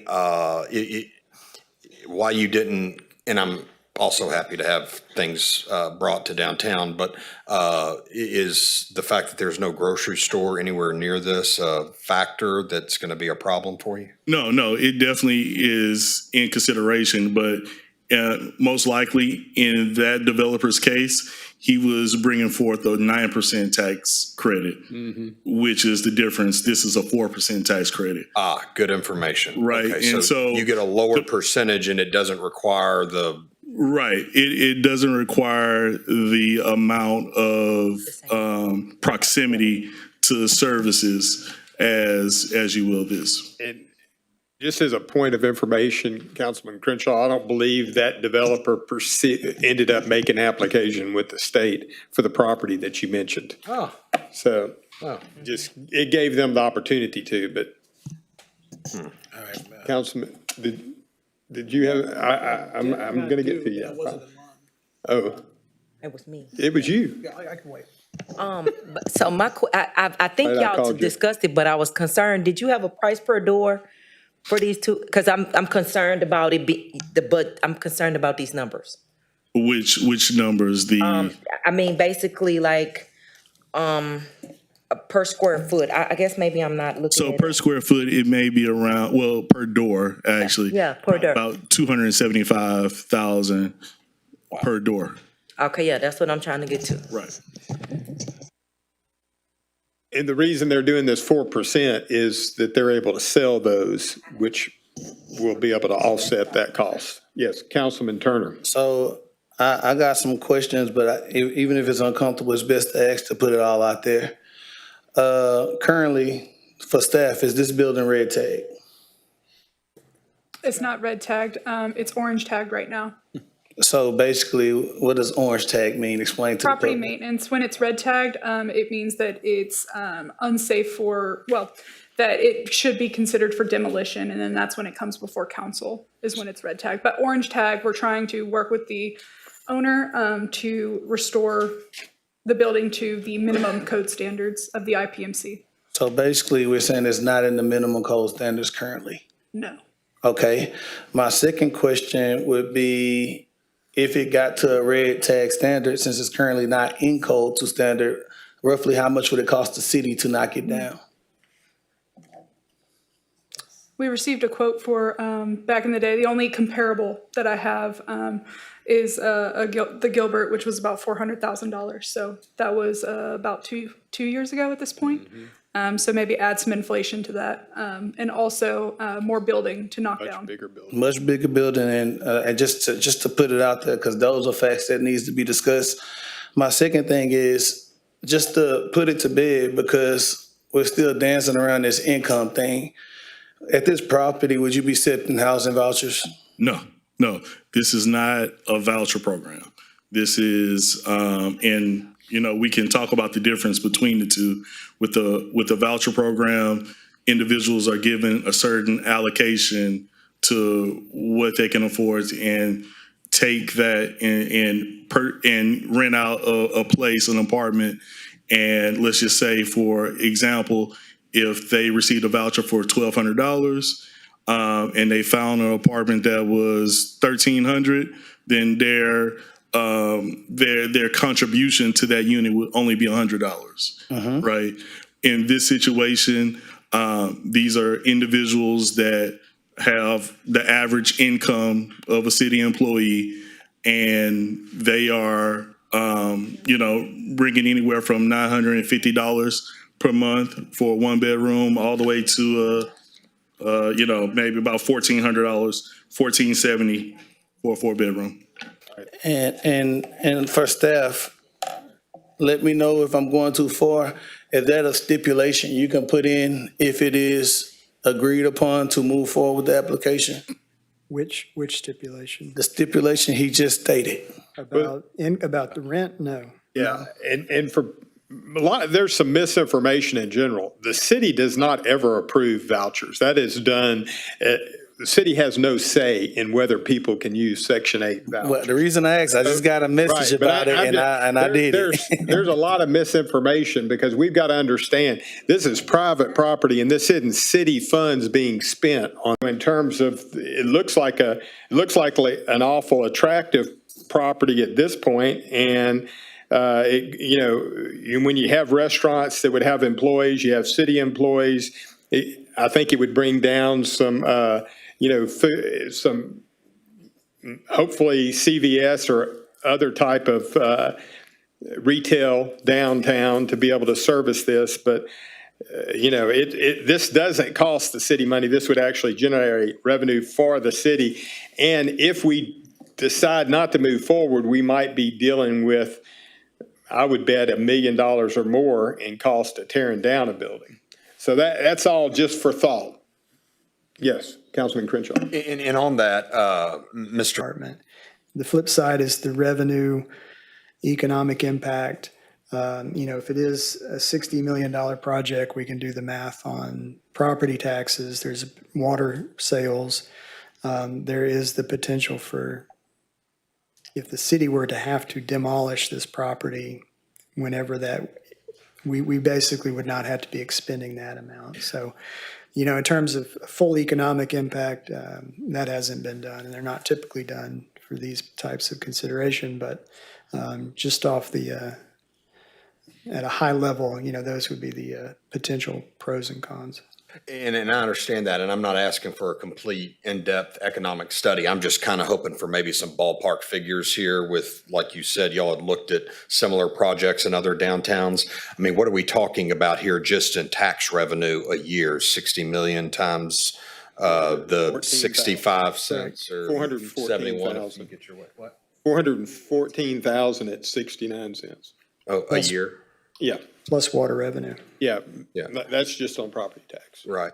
And then have we looked at whether our infrastructure downtown could immediately handle this? Or are we going to have to, like the project we're just approved over off of Northwest Parkway, where it needs 12 million in infrastructure improvements that we're allowing the developer to get reimbursed after he spends the money? Are we going to have to do any? So all this would be subject to permitting. So even if council blesses it today, even if he gets granted the approval at the state level, it's still going to have to go through the permitting process. And so, Molly and her folks, Demi and her folks are going to have to look at all of this, working with their architects, engineers to make sure there is capacity, water, sewer, you name it. So that will be. We haven't done any of that?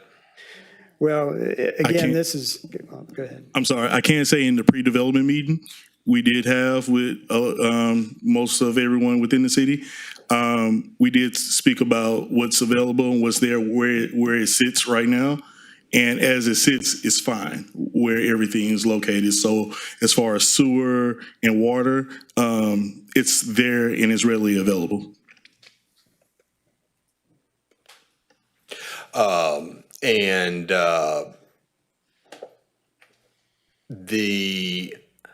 There's currently a group of condominiums or townhomes right by the church, and it seems like it always has power issues. They've had several power outages that have lasted several days, and I can recall discussing that with Energy. Have you looked at power problems in the downtown area and So we haven't gotten that far within it. For today, it was about receiving, the council's blessing to move forward to flesh out the full project. Okay. Okay, Councilman Hilliard. Councilman Hilliard. Yeah. So you have to keep these for 10 or 15 years based on the tax. Is it 10 or 15? So the tax is for 10, but there's a management period of 15 years. Okay. However, usually within your contract agreement with our investors, usually if for instance, if the investor is a private financial corporation, then usually they require a 30-year stay. So it'll be another renewal for another 15 years. So that's what will keep us inside the property for 30 years. Okay. Thank you. Councilman Williams and Councilman Durio. I just want to circle back, excuse me, to the per door cost. Are you saying that the 4% tax credit is what allows this to be a, like a project that cash flows? It's hard for me to, excuse me, to look at the rents and the amount of units and what you're claiming you're going to spend and see where this math, it doesn't math for me. Right, So right. that's, okay. Okay. So it's 40. Value of the tax. Right. Right. It's the 4% is just the name that the federal government provides to us to call that. It represents almost 40% of the total value, Okay. which will offset the total construction costs. Okay, that makes more sense. And these funds were increased through the Big Beautiful Act last year and through the recent passing of the Affordable Housing Act. So I guess That's where these monies come to from. you as a developer, whenever you are doing a project like this, and then I read, Beaumont has more than twice the state average of housing units supported by tax credits. What makes Beaumont attractive to someone like you whenever we already have twice the amount of similar properties? And then also to us as a city, I'm not against growth, but what is the impact of continuing to add kind of these developments that are supported by tax credits? So again, we normally go through this exercise in February, and we typically will ask for a market analysis. And the number we really try to get to is what's the vacancy rate or the occupancy rate for these types of developments. And I know the developer may be able to chime in here in terms of more recent. I know the last time we looked at it, it was in the 90s. And anytime it's over 90% occupancy, that shows there's a demand. We also will reach out to the Beaumont Housing Authority. And again, I know these are not apples and oranges, but just trying to get a sense of what is their demand list. And so usually that conversation is had in February, and usually the information we get back is there is a demand for these units. And we just had a meeting where there is a housing demand. I can't remember the numbers, but we did have a meeting where Right. we did get the numbers. I'm going to give Councilman Durio his chance now.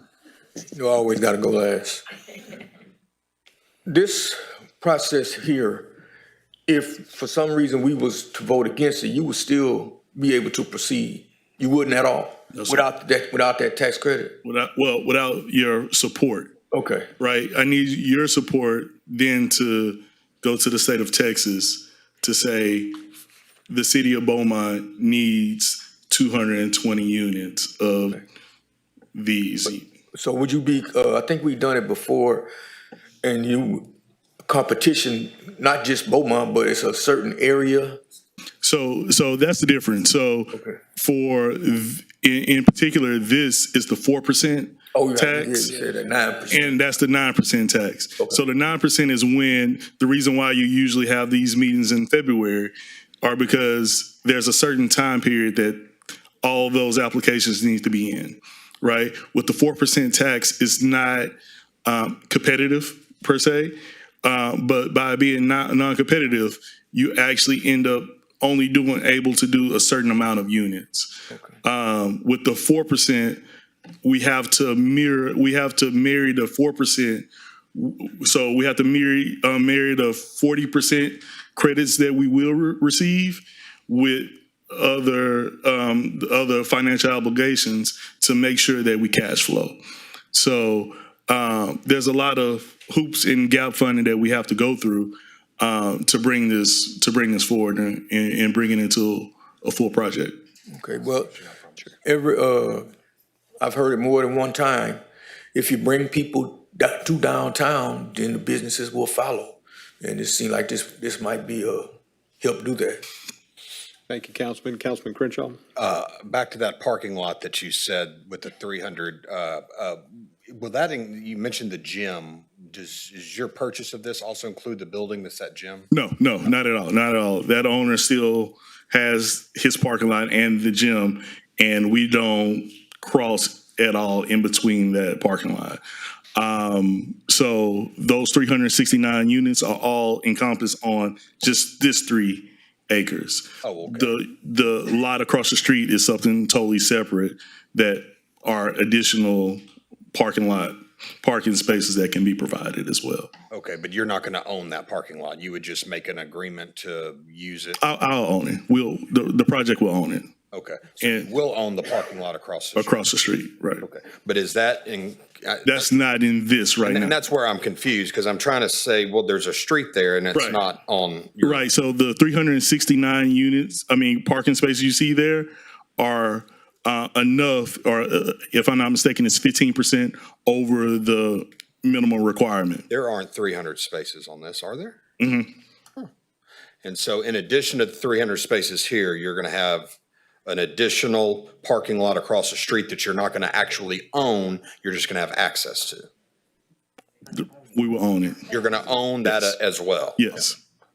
Real quick, And how many additional spaces is that other than the 369? I did not do the math on that just yet. required is 330 spaces for apartments. However, it's within the Central Business District, so technically parking's not required, but they are planning to provide 369 parking spaces. It looks like on that site plan, on the left side, more so the top, says that parking spaces for a garage are 315 spaces, and then parking spaces on the ground are 54 spaces. So you plan to do a parking garage? Correct.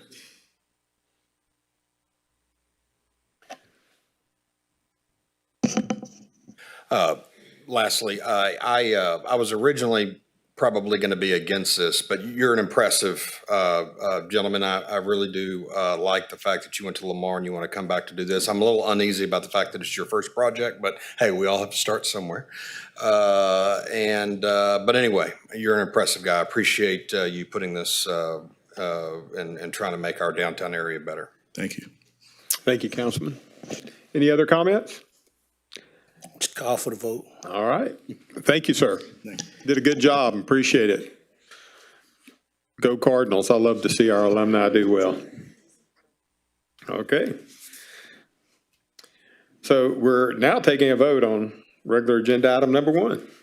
We're setting a record here at 3:25. All those in favor of approval of item number 1, please signify by saying aye. Aye. Any opposed? Motion passes. Mr. City Manager, may we have the reading of item number 2? Yes, sir. Item number 2 is to consider a resolution approving the repair of a pump for the Royal Street Underpass Pump Station.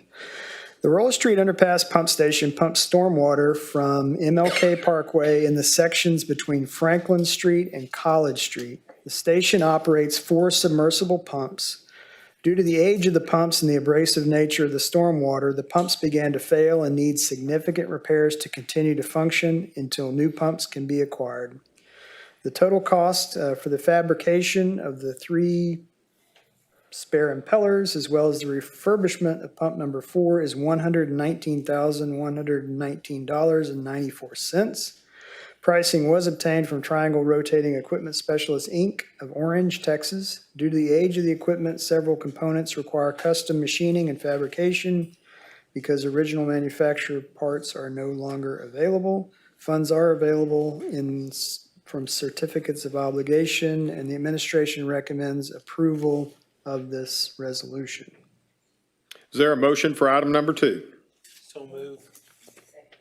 There is a motion and a second for approval of item number 2. Is there any discussion?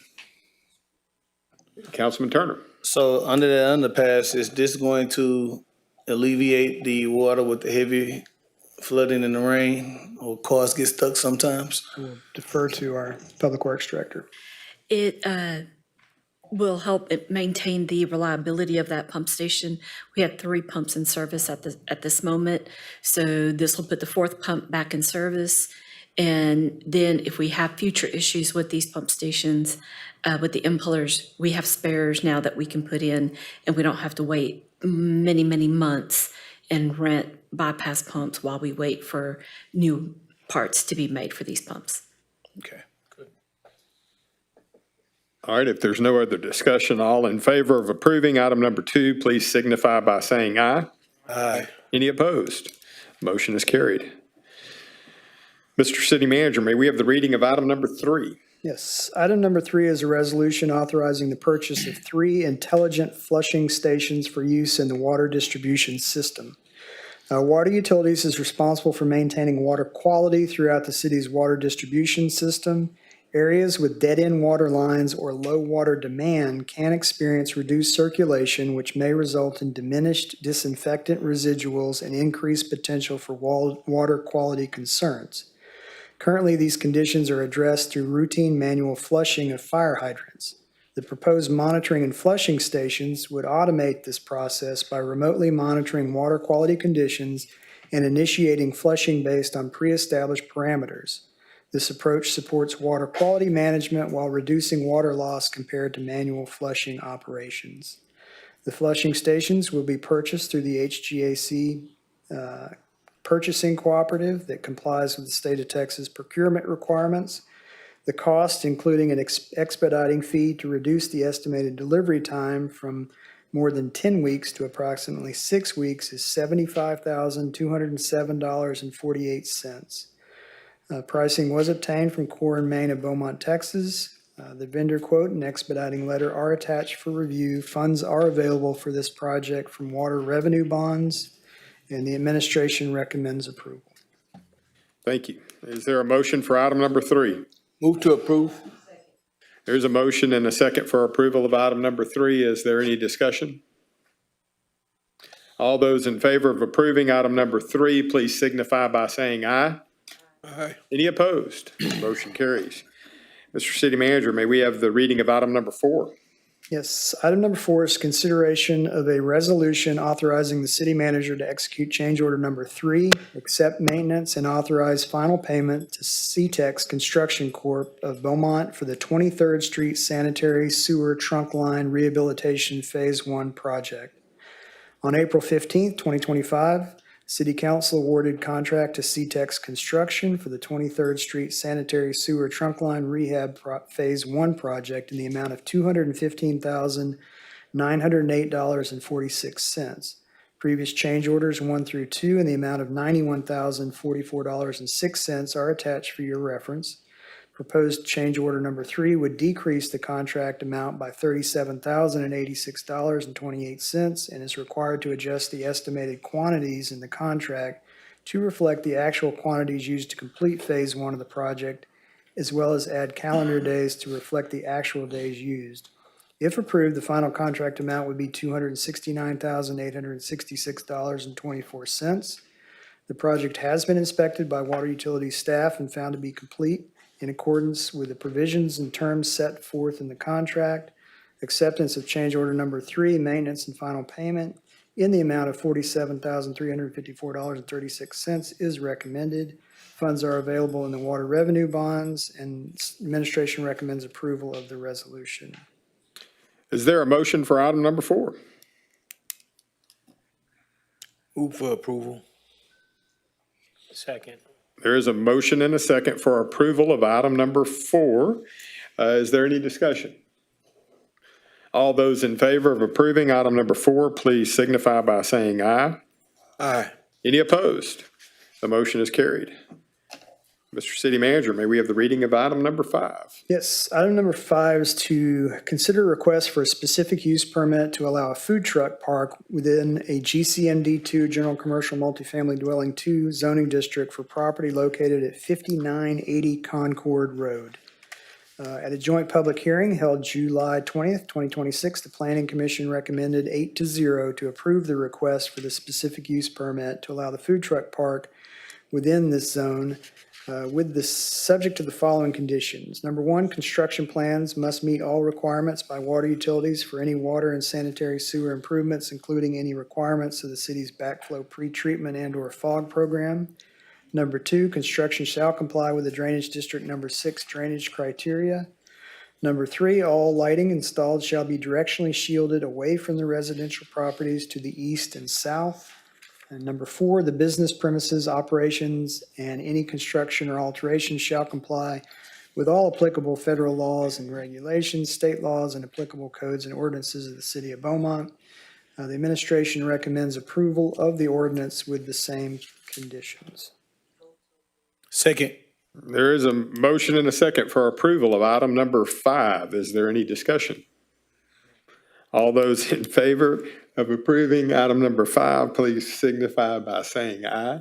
Aye. Any opposed? Motion carries. Or it passes. Item number 6.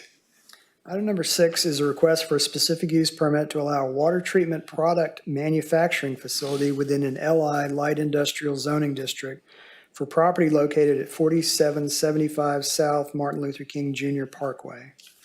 At a joint public hearing held July 20th, 2026, the Planning Commission recommended 8-0 to approve the request for the specific use permit to allow the water treatment product manufacturing facility at this location, subject to the following conditions. Number 1, construction plans must meet all requirements by water utilities for any water and sanitary sewer improvements, including any requirements of the city's backflow pretreatment and/or FOG program.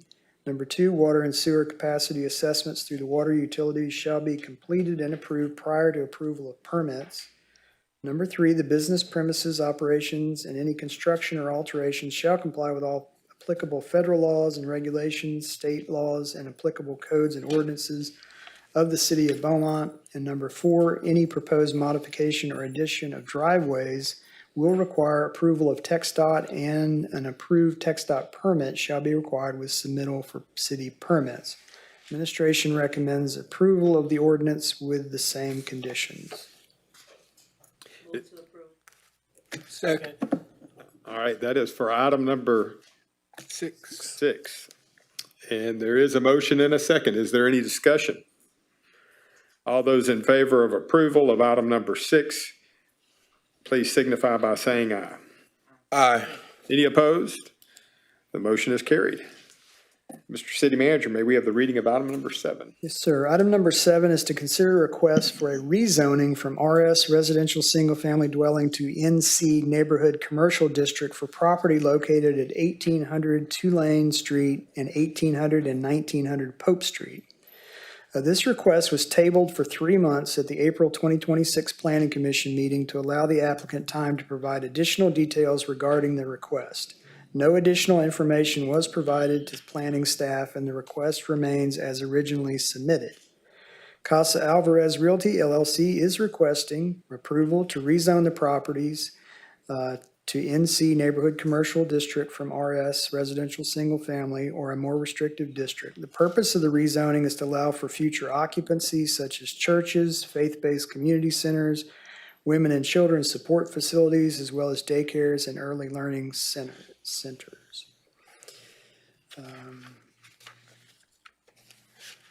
At a joint public hearing held July 20, 2026, the Planning Commission recommended 6-2 to deny the request for the rezoning at this location.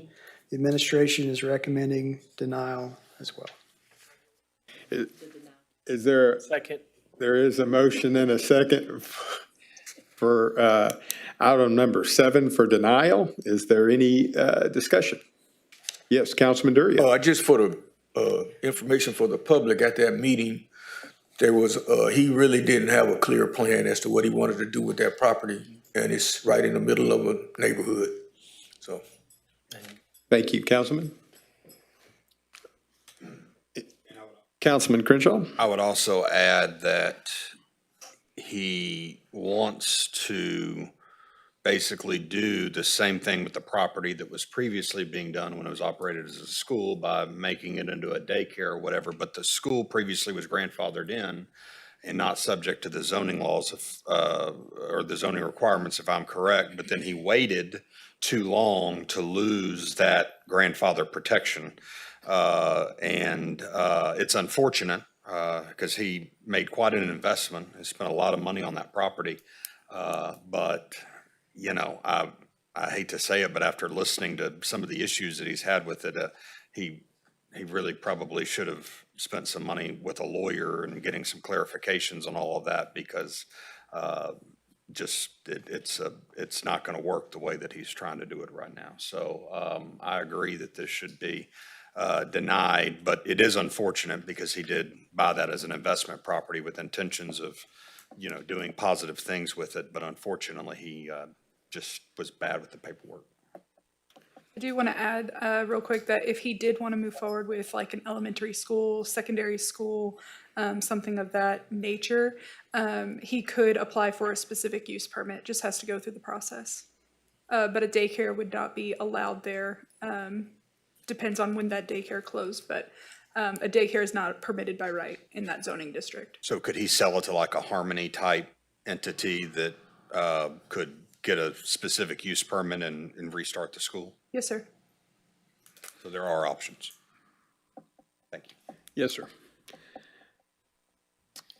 With that, all those in favor of denying item number 7 signify by saying aye. Aye. Any opposed? The motion is denied. Would you please take us into the public hearing? Yes, sir. Mayor and council, the public hearing is to conduct, the public hearing is to find and ratify the determination of the public health director that public health nuisances exist on the property owned by Chester Mercier at 3495 Quinn with a legal description of Drake, Lot 1, Block 2, and order the owner to abate public health nuisances within 10 days. If the property owner fails to comply within 10 days, staff is requesting city council authorization to abate said property without further notification to the property owner of city council action. And we do have our public health director, Mr. Kenneth Coleman, who will present. All right, the public hearing is now open. Mr. Coleman. Good evening, council and mayor. As city manager read, just going to show you, you can go to the next slide, Tina, please. Just to give you a little history on this property, code enforcement has been dealing with this property since 2023. Going to court, the property is currently orange tagged at the moment. The next slide, please. And so we got called in because of the rodent harboring conditions and failure to retrieve the litter. And those are the two applicable codes that's being currently violated. Next slide. Just to give you some pictures of what we're dealing with here. You can go to the next slide.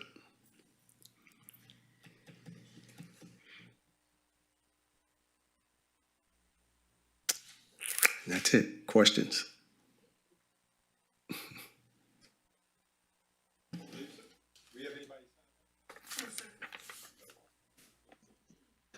All right, public hearing is now closed. Mr. City Manager, may we have reading of item number 8?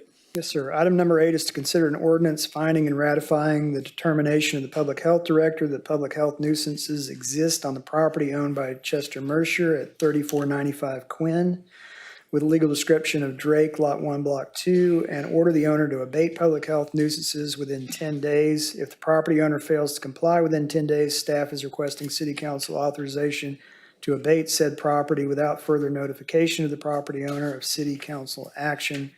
The administration recommends approval of the ordinance. Is there a motion for item number 8? Second. There is a motion and a second for approval of item number 8. Is there any discussion? All those in favor of approving item number 8, please signify by saying aye. Aye. Any opposed? The motion is carried. Would you take us into the next public hearing, Mr. City Manager? Yes, sir. The next public hearing is to consider a public hearing to discuss and receive comments regarding potential implementation of the ZIP Youth Mobility Program. And presenting is Demi Ingman, our Director of Planning and Community Development. Our public hearing is open.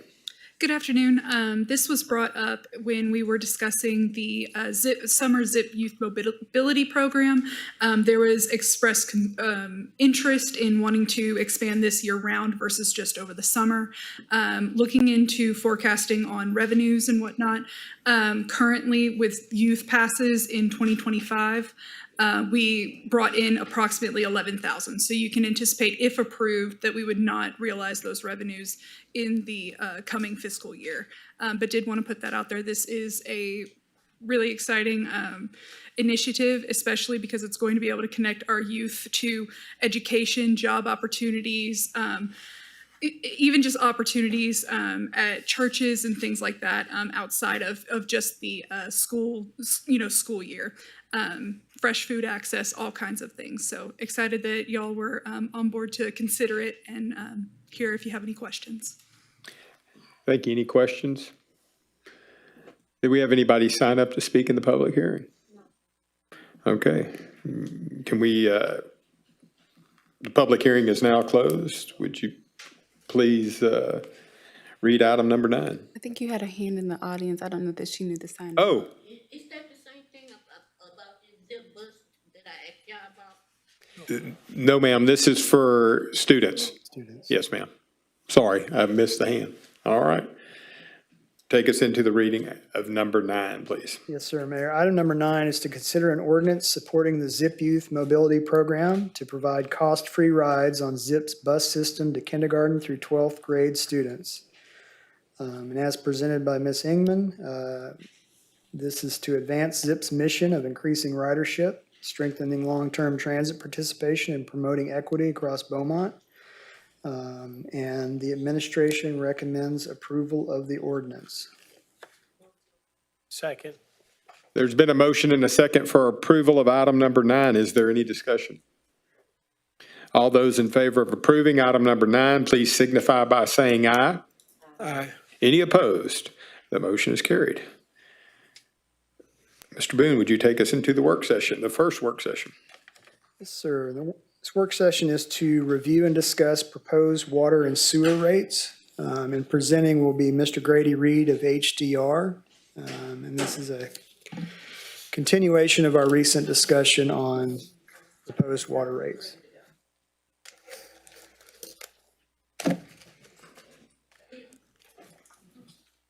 Just curious, did the 11th Street cruise thing on the agenda get pulled?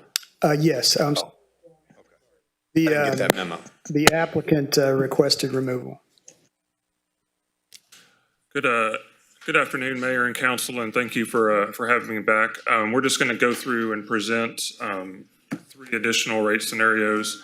At the last meeting that we presented at, there was we received your feedback, and on staff direction have developed 3 alternative rate scenarios. Most of the direction that we received from council was to try to lower the rate increases for single-family residential. And so each one of these 3 scenarios does that to varying degrees. I will point out that there are still no water rate increases. We're not recommending any increases to the water rates. We're just talking about wastewater, and there are no recommended increases to the senior citizen wastewater rate. So when we're talking about these increases, they do not apply to the senior citizen rates. It's just single-family residential and all non-single-family residential, which is commercial and industrial. When I was last here, the original recommendation was a 10% across the board wastewater rate increase, so just everyone's bills would go up 10%. So for single-family residential customers using 5,000 gallons, their wastewater bill would go up about $3.72 per month. We're going to present 3 different scenarios, scenario A, B, and C. Scenario A has limited residential increases, and I will point out, and we will see this, it's not no residential increases, but very limited residential increases, and a 10% increase on the volume rate for all non-single family. Scenario B has the same limited residential increase, but a 17% increase on the volume rate for all non-single family customers. And then scenario C is basically a 5% residential rate increase and a 14% increase for all non-single family customers. If we look at your total projected wastewater sales, just kind of revenue coming in, the original option, we would have projected about $28.2 million. With scenario A, it's a little bit less just because we're not really increasing anyone's rates more than what we had on the original option, and we're reducing people's rates. So the revenue goes down to $27.5 million. That doesn't seem like a very big change, but that does compound a little bit over time as we move forward. If we look at scenario B and scenario C, scenario B is actually a little bit above the original projection, and then scenario C is pretty much almost exactly the same. We're just kind of reallocating who we would be collecting that revenue from. Again, under each one of these scenarios, we're bringing in less revenue from single-family residential and more revenue from other customer types. So when you say the customer types, you're talking about commercial? Commercial and industrial, yes, and it's primarily commercial. There's not a lot of industrial customers on the wastewater system. I think there's like one or two. For scenario A, there's a 5% increase in the demand charge for all customers. Again, the bill is made up of two parts. There's a demand charge that everyone pays, and then there's a volume rate. So the demand charge would go up 5% for all customers, including single family, but there is no increase to the volume rate for those single family customers, and a 10% increase to the volume rate for all other customers, which is what we had originally recommended. So under this scenario, the single family wastewater bill would increase 64 cents a month, which is much lower than the $3.27 that we had originally started out with, which equates to a 1.7% increase. Other customers, their wastewater bill would increase $15.29 a month, or 9.7%. So again, you can just see kind of the revenue split, the increase in revenue there, and how we're splitting that now between the different customer types instead of just everyone increasing by 10%. This is just shows, I showed this chart last time I was here. This does not include just wastewater. This includes water and wastewater. But I just wanted to point out again, there is no water rate increases. And so the only change to the single family residential bill would be the 64 cents per month. The percentage increase is going to vary based on the usage, but if they use 5,000 gallons of water and wastewater, that's less than a 1% increase on the residential bill. And again, I do understand that that's not zero, but we were trying to at least work within the spirit of the comments that we received back from council and certainly limit that. Are these numbers based on 100% collection? So what if we threw another 10 million in collection in there? Would these numbers change? Certainly, yes, if the city brought in more revenue. In our rate model, we are not assuming a 100% collection rate because the city is not. What are we figuring then on? We're using about a 95% collection rate, but we do try to go back and verify our revenue numbers with. Because we're not right now. That's why we do not assume a 100% collection rate in our model. We do go back and verify our model projected revenues with what the city has historically collected. Scenario B is that same 5% increase in the demand charge for all customers. Again, no increase to the volume rate for single family residential customers. Instead of a 10% increase in the volume rate for all other customer types, it's now a 17% increase. So the single family residential bill is the same under scenario A and B. It's still the 64 cents per month increase. Under this scenario, the other customers, their wastewater bill would increase about $25 per month for 25,000 gallons of use, which is an increase of 16%. Same table again, just kind of showing combined water and wastewater. Again, you can see the commercial bill down there for 25,000 gallons. Their wastewater bill would go up 16%, but since there is no change to the water rates, the actual overall bill would go up 8%. The last scenario does have a little bit higher increase for single family residential. Here we're basically doing a 5% increase for them in both the demand charge and the volume rate. And then that allows us to bring down the 17% increase to the other customers, bring that down to about 14%. So under this scenario, the single family bill would increase $1.84 per month, half of the original proposal for 5,000 gallons of use, and all the other customers would see a wastewater bill increase of about $21 a month, or 13.3%, for 25,000 gallons of use. Again, here you can see, I'll just point out that just because we talk about a 5% increase on wastewater rates doesn't mean that the total water and wastewater bill would go up 5% for single-family customers. Their bill's about half water and half wastewater, so the total bill increase would be about 2.4%. I just threw these in here just so you can kind of see a little bit about, we always present like what we think is going to happen over the next 5 years. And I will say that there's an infinite number of solutions to this problem, so we could change these percentages and end up at the same place. But our original projections, just looking at wastewater, again, recommending about a 10% increase in 2027, and then we were going to have basically a 9% increase in 2028, 2029, and then some lower increases in the outer years. I did talk a little bit about scenario A and how it would bring in a little bit less revenue than the original projection.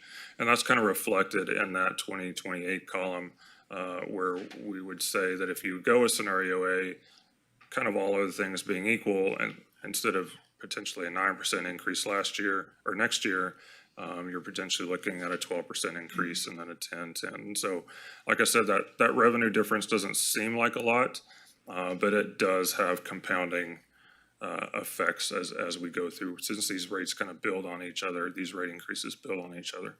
The last two scenarios, scenario B and C, they're relatively comparable. Again, there's kind of different ways that we could look at that and then put in different percentages there, but I really just kind of wanted to make the point about scenario A, how that could potentially put increased rate pressure in these upcoming years.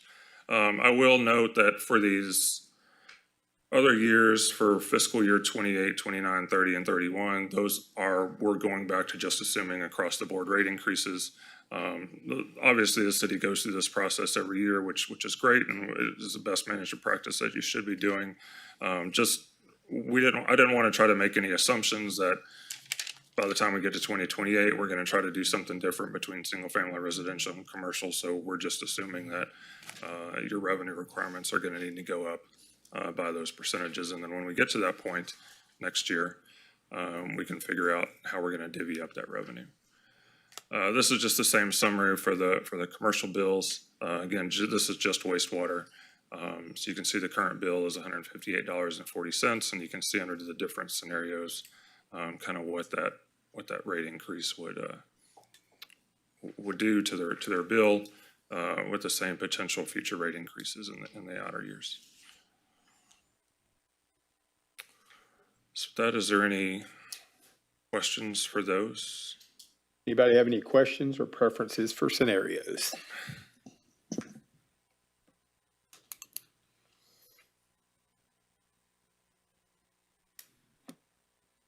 All right, y'all want some direction on what scenario y'all would like to see?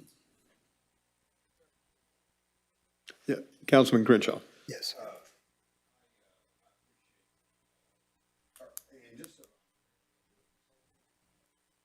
I'm a consultant.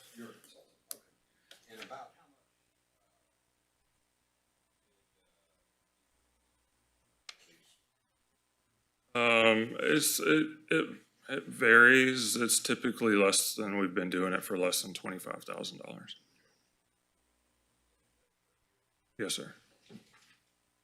I wouldn't recommend any changes to the wastewater rates that I've proposed. I would just consider that to be additional water revenue and use that to potentially offset other water rate increases in the future.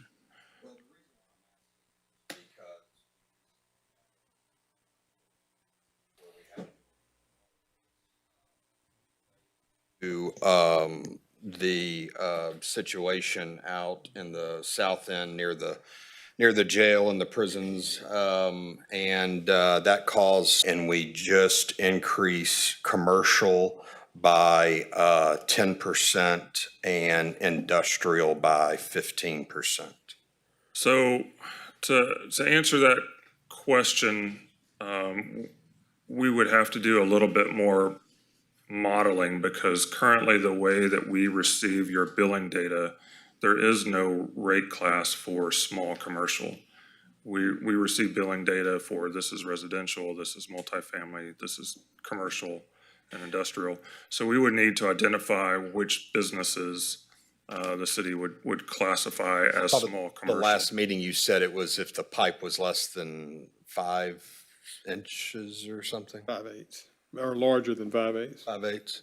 Yeah, that you That's the water. classified water bills that are residential and small business because the access that they have is a pipe less than 5/8. So I don't remember saying that we would consider them small commercial businesses if they have a 5/8 inch or less meter, but certainly a commercial business that does have a 5/8 inch meter, they're going to be a small business just because they have a small meter size. Yeah, so what's the next meter size that would, in my opinion, classify more as commercial? Commercial customers, a lot of them typically would run with at least a 1 inch. Okay, Maybe more so than that, I am proposing, and what I would be in favor of would be an increase in wastewater rates only for the 1 inch customers and larger up Water. to industrial. Water, not wastewater. No, I'm talking about wastewater and classifying those accounts.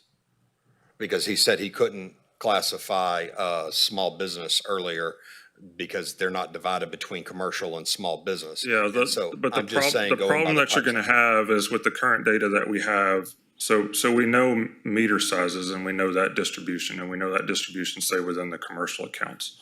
So we could say we're not going to do any rate increase to 5/8 or potentially 3/4 inch meter sizes. Okay. The problem is again, there's two parts to that bill. There's also the volume rate. And so what we receive is all commercial customers, this is the total volume billed. So out of that total volume billed, we don't know how much of that volume is those commercial customers that have a 5/8 or 3/4 inch meter or whatever. That is, I'm sure that data is available out of your billing system. We would just have to work to identify that, and then we would essentially, we would be setting up a new rate class for the city. You would then have single-family residential, small commercial, other commercial, industrial, multifamily. We don't currently have our billing set up based upon the size of the meter or the 5/8 as differentiate between 1 inch? We know the meter sizes for those customers, but we don't know the data that we receive. We can't say that all your commercial customers that have a 5/8 inch meter, this is how many millions of gallons of water or wastewater they're using a year. We would have to go back and look at the individual billing records for all of those commercial customers, pick out the ones that have the meter sizes that you want to look at, and then see what the gallonage is associated. All right. Well, I mean, it seems like last year, we only increased on the water side, commercial and industrial. And it seems like we were told that did not include residential and small businesses that had the 5/8 inch pipe.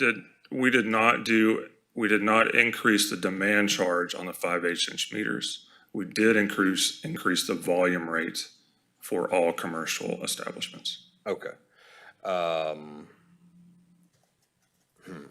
All right. Well, I guess where I'm going with this, I am in zero favor of increasing rates on the water side for anyone other than industrial. On the wastewater side, whether you have to go back and research it and bring those numbers back to us at a later date, I would be in favor of an increase for the 1 inch accounts and larger all the way up to industrial. But I can't say that increasing wastewater rates on residential or small business are a good idea at this time. That's all I have.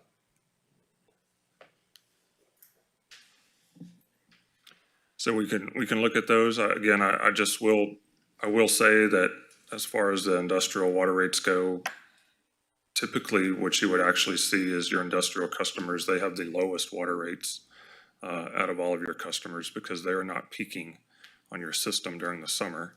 They take the same water month in, month out. You're not building any extra infrastructure. When you actually do a cost of service study, and this is borne out by the city's rates, or by the cities, that typically water rates are highest for residential, somewhere in the middle for commercial, and somewhere lower for industrial. So I'm not saying that you have to follow the cost of service study results, but typically if you actually look at which customer groups are placing cost on your system, typically the industrial customers are your lowest cost customers to serve. And that wouldn't surprise me, but that's still where I'm at. Understand. Councilwoman. How much does industrial represent as far as? Sales? Yes. Let me look, I can tell you.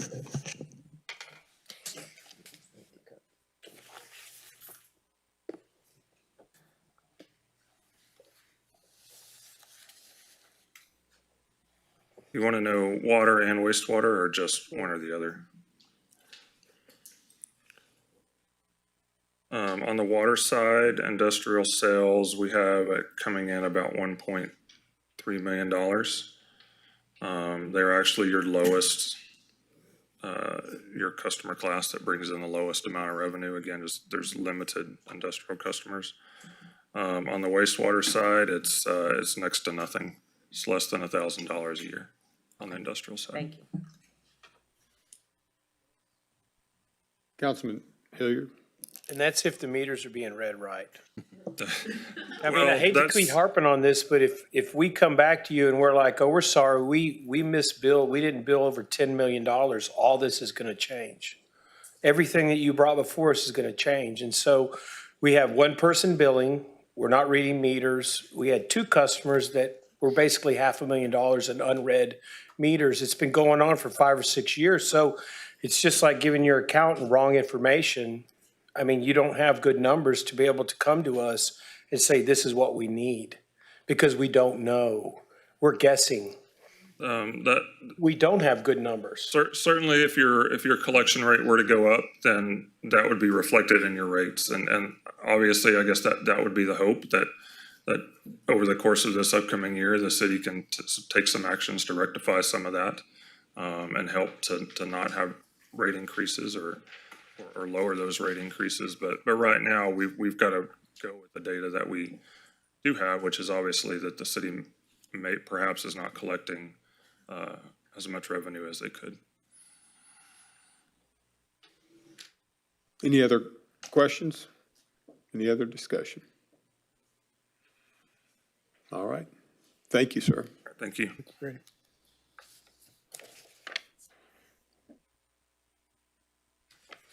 You're going to bring us back some additional numbers, is that correct? We will work with staff. From what I understand, we would run a wastewater rate scenario with no increase to the 5/8. And if we wanted to do what we did with water last year, we would just do no rate increase to the 5/8 inch meter, have rate increases on everyone else, including the commercial volume rate. So we would, basically what that would mean is, and no increase to the wastewater volume rates for residential. So that would mean no bill increases for wastewater for single family residential.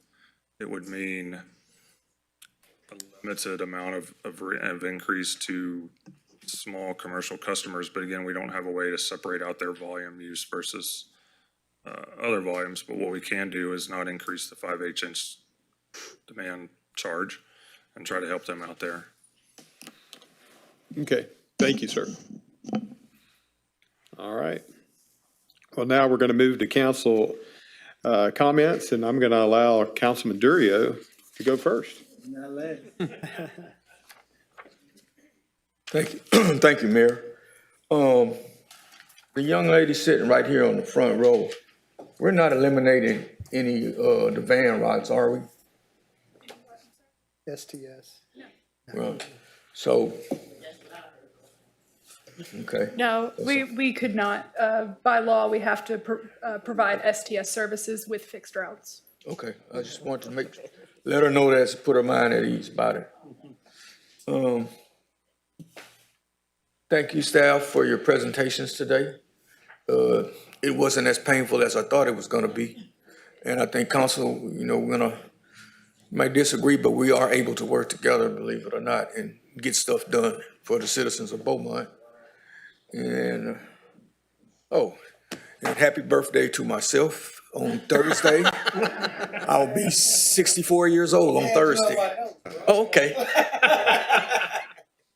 Yeah. Me too. I think that's all. I know that's hard to believe, but yeah, I'll be 64. 3 of our concrete mixers. Yeah.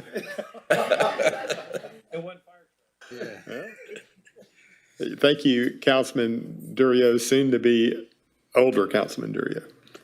I look good. Yeah, you look good. Councilman Hilliard. I would like to say, again, welcome, Laura. I'm excited to have you. We've worked together in the past, and I think you're a great addition. I think we've got a great team. Molly, I gotta ask, train horns. I knew you would. So the construction activities are substantially complete, as we mentioned. There's still a number of the punch list items that we still have to finish. These involve work inside the railroad right-of-way. Contractor is ready to go to work. We're struggling to schedule the railroad flaggers. The railroad flaggers are an independent third party. They did reach out. We were forwarded a message from the flagging company. They are trying to find a window of opportunity within the next few weeks where they can make themselves available for this work. The railroad themselves, the railroad's consultant has also reached out and is trying to push this forward.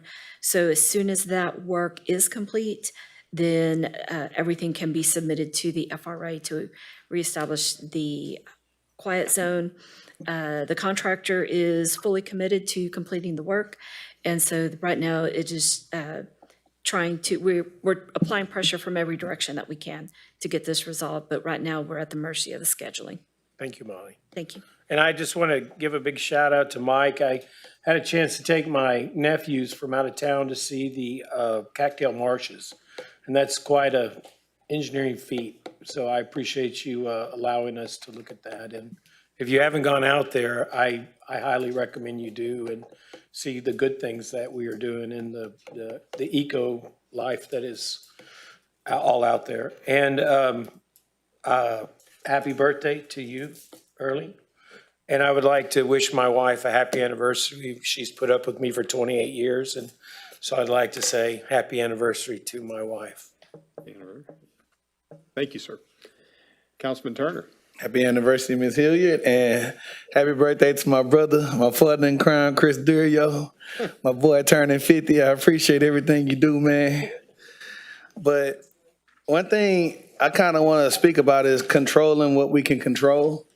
And, you know, I think maybe we need to have a workshop on the water meters because I kind of find it hard to complain about the county's collection rate if we as a city aren't collecting at the rate we need to. And if I can get a second on a workshop with the water meters, I appreciate it. There you go. And another thing I wanted to see is can we visit the amount of trash cans per commercial building? You know, when you have buildings that have 5 and 6 suites and you're saying 1 trash can per, you know, 5 trash cans max per building, that's pretty tough. And maybe that's some revenue that we either are missing out on or maybe the city having larger dumpsters, I don't know, but just something to kind of be more business friendly to small businesses because to be able to have the capacity to deal with trash with that limited amount is tough. Even me, my family, we got about 2 trash cans and my daughters fill that up every week. So if we can kind of look at that and see if it's something we can amend or something that can be more feasible to the city, that'd be appreciated. Ms. Barbara and the downtown people, I know the emails can get overwhelming. I know we all in those email threads, but if we can do something to address or maybe have another meeting to kind of give them an update of where we are with the homelessness and the issues downtown. I know it's not unique just to the city of Beaumont, but the last thing I want them to do is feel like, you know, their voices aren't heard or we're not addressing their issues. And also, I know we can't control the railroad, but can we just check and get a follow-up on Lucas and I think Hilbert? I think they've been working on that for quite some time. I know we have no jurisdiction over them, but just kind of see where we at on those sidewalks there. So the Lucas Sidewalk project is currently, we are working on the permitting. We've submitted documentation. We've not received the permit yet. But also, we don't have full access to reestablish the sidewalk all the way across from the railroad tracks to that first street, which I think is Harding Street. And so we are having to acquire easement in order to be able to navigate the new sidewalk at the proper slopes, meeting any ramp requirements. There's also a storm inlet in that corner as well. So we're having to acquire easement from that private property owner in order to make all of that work. And so that is where we're hung up right now, is with the engineering firm to get that surveying completed. And then once that is, we'll have the complete package and we can get from point A to point B. So and once that is complete, then we can finish this project and put it out to bid. But that is where it stands. Do we have a contact on the property owner? Is it something maybe one of the council members can help with? Well, it's a process. So, Okay. and I don't know exactly where we are in that process. But I believe we've gotten the right of entry. Have all the documentation we need.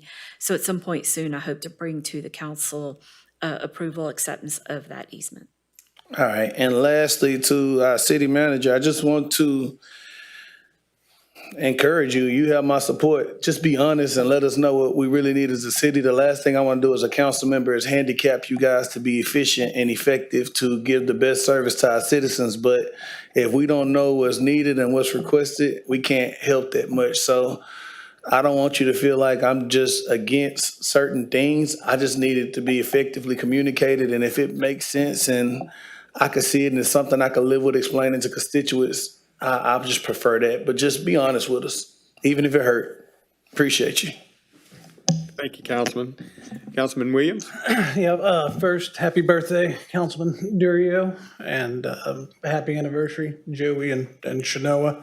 That was a long day.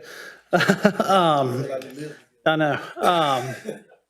I just want to kind of circle back to this morning and the budget talks and taxes and I just think it's really important that we look inward first before we place that burden elsewhere. And I'm not saying we haven't looked inward. I mean, I know that everybody in this building is working hard to do that. And, city manager, I did mention the idea of an efficiency study before. I'd like you to look harder at that again. I just think this is a very serious deal for our finances as a city, but also to residents. And I think we have to give it our best effort before we jump that rate. Thank you. Thank you, sir. Councilwoman Sherwood.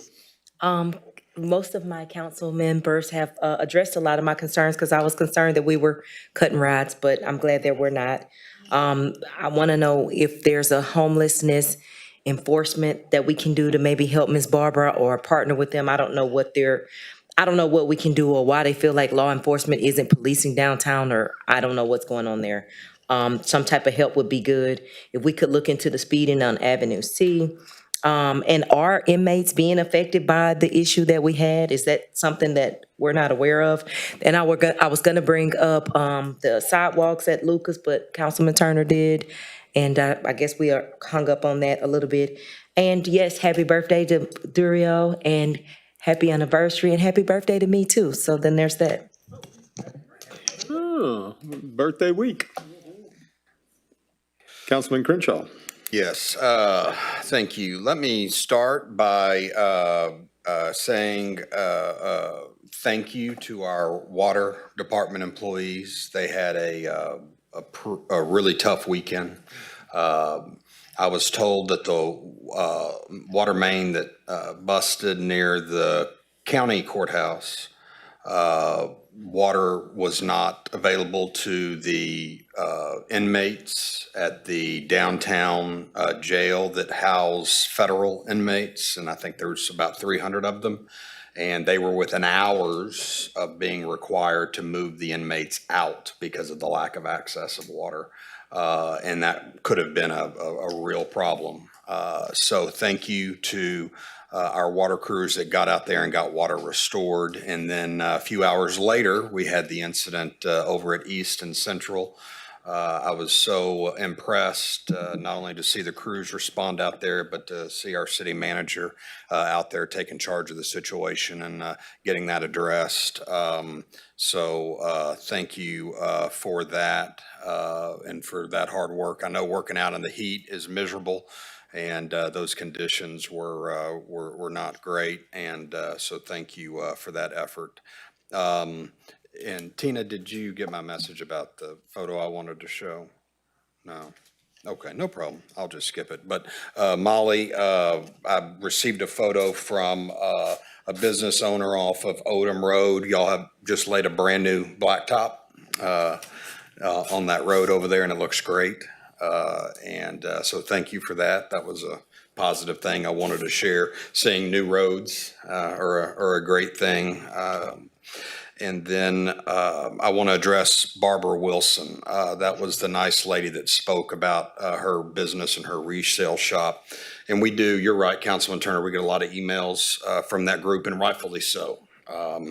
The solution and the situation with the homeless is a very difficult situation. There are no easy solutions, and it is not unique to Beaumont. This is something that we struggle with nationwide, and particularly here in Texas. One of the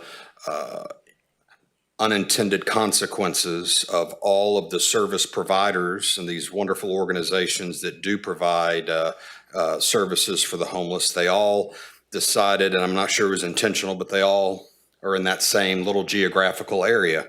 And it's right in the middle of residents and businesses.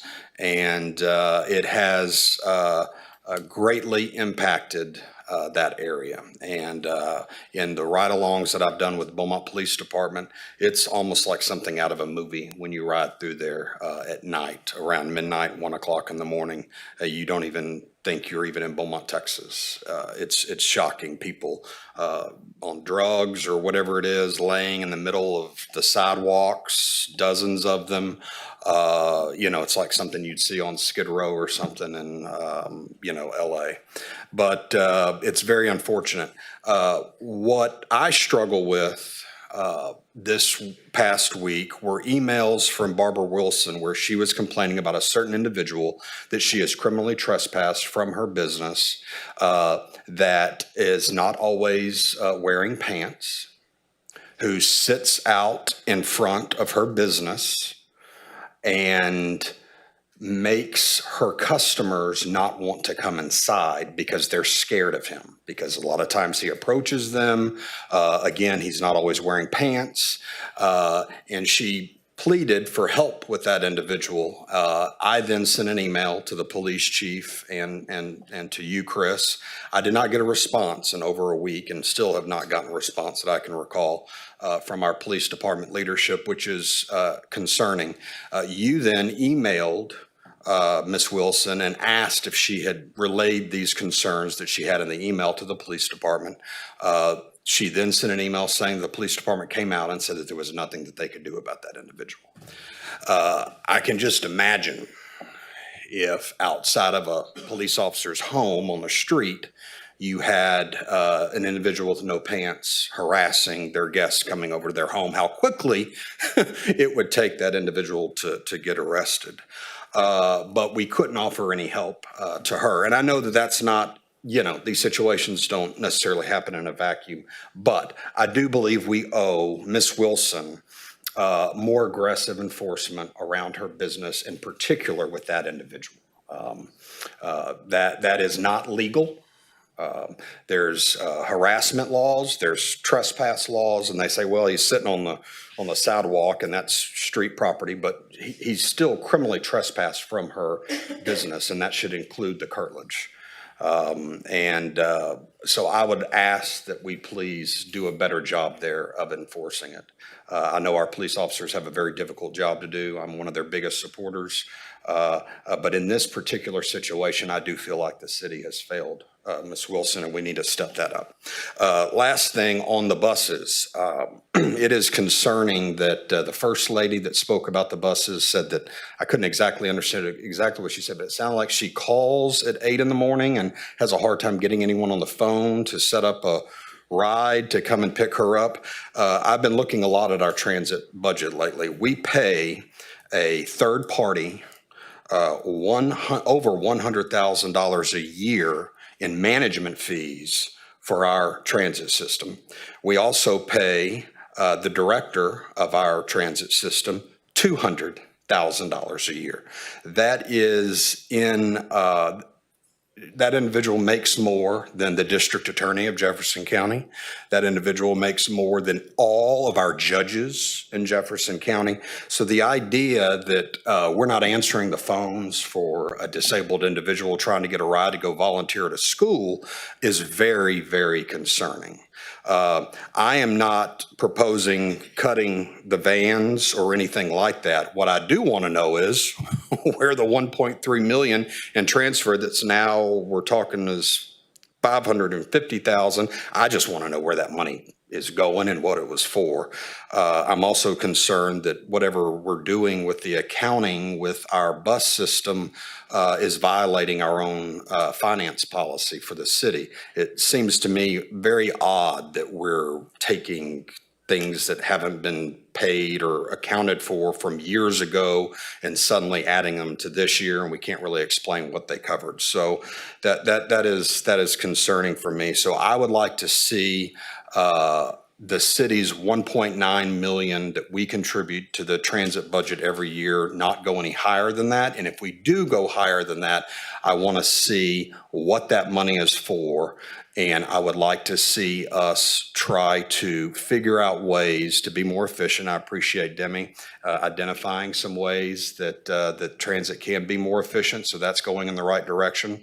And again, I'm not cutting the buses, but I do believe we should look at the least traveled routes and look at reducing the frequency so that we can get the cost at the transit system down. And maybe it's just something that we do temporary, but anyway, we definitely need to continue to get rides, especially to the disabled, and be able to do that. I would also like for the city staff or city manager, whoever, to please sit down with Mr. Whitney about this free information he is offering.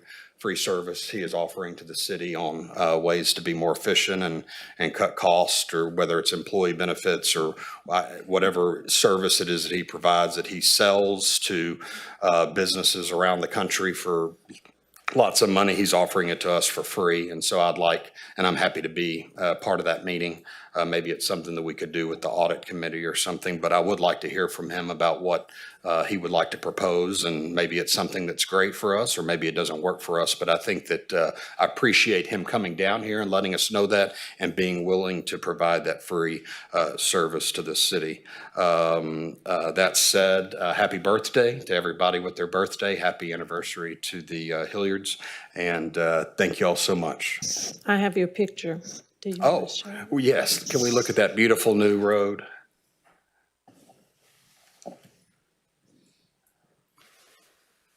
And the road previous to this was rough. I don't know if I take that shortcut to get to the freeway, leaving Rayo's by the mall, and you go right there behind Best Buy. You were teasing us, Tina. No, not going to get it. Well, here, we'll get it up when we can get it up. We'll Yes. continue on with the attorney. So I want to echo some comments from earlier from the budget meeting, just for clarification. Councilman Turner mentioned gaming ordinance revenues and why we weren't regulating skill gaming. The authority, there it goes. Go ahead, go ahead. Oh, no. Show the photo. Yes, of course, show the photo. Molly needs that. Oh, there it is.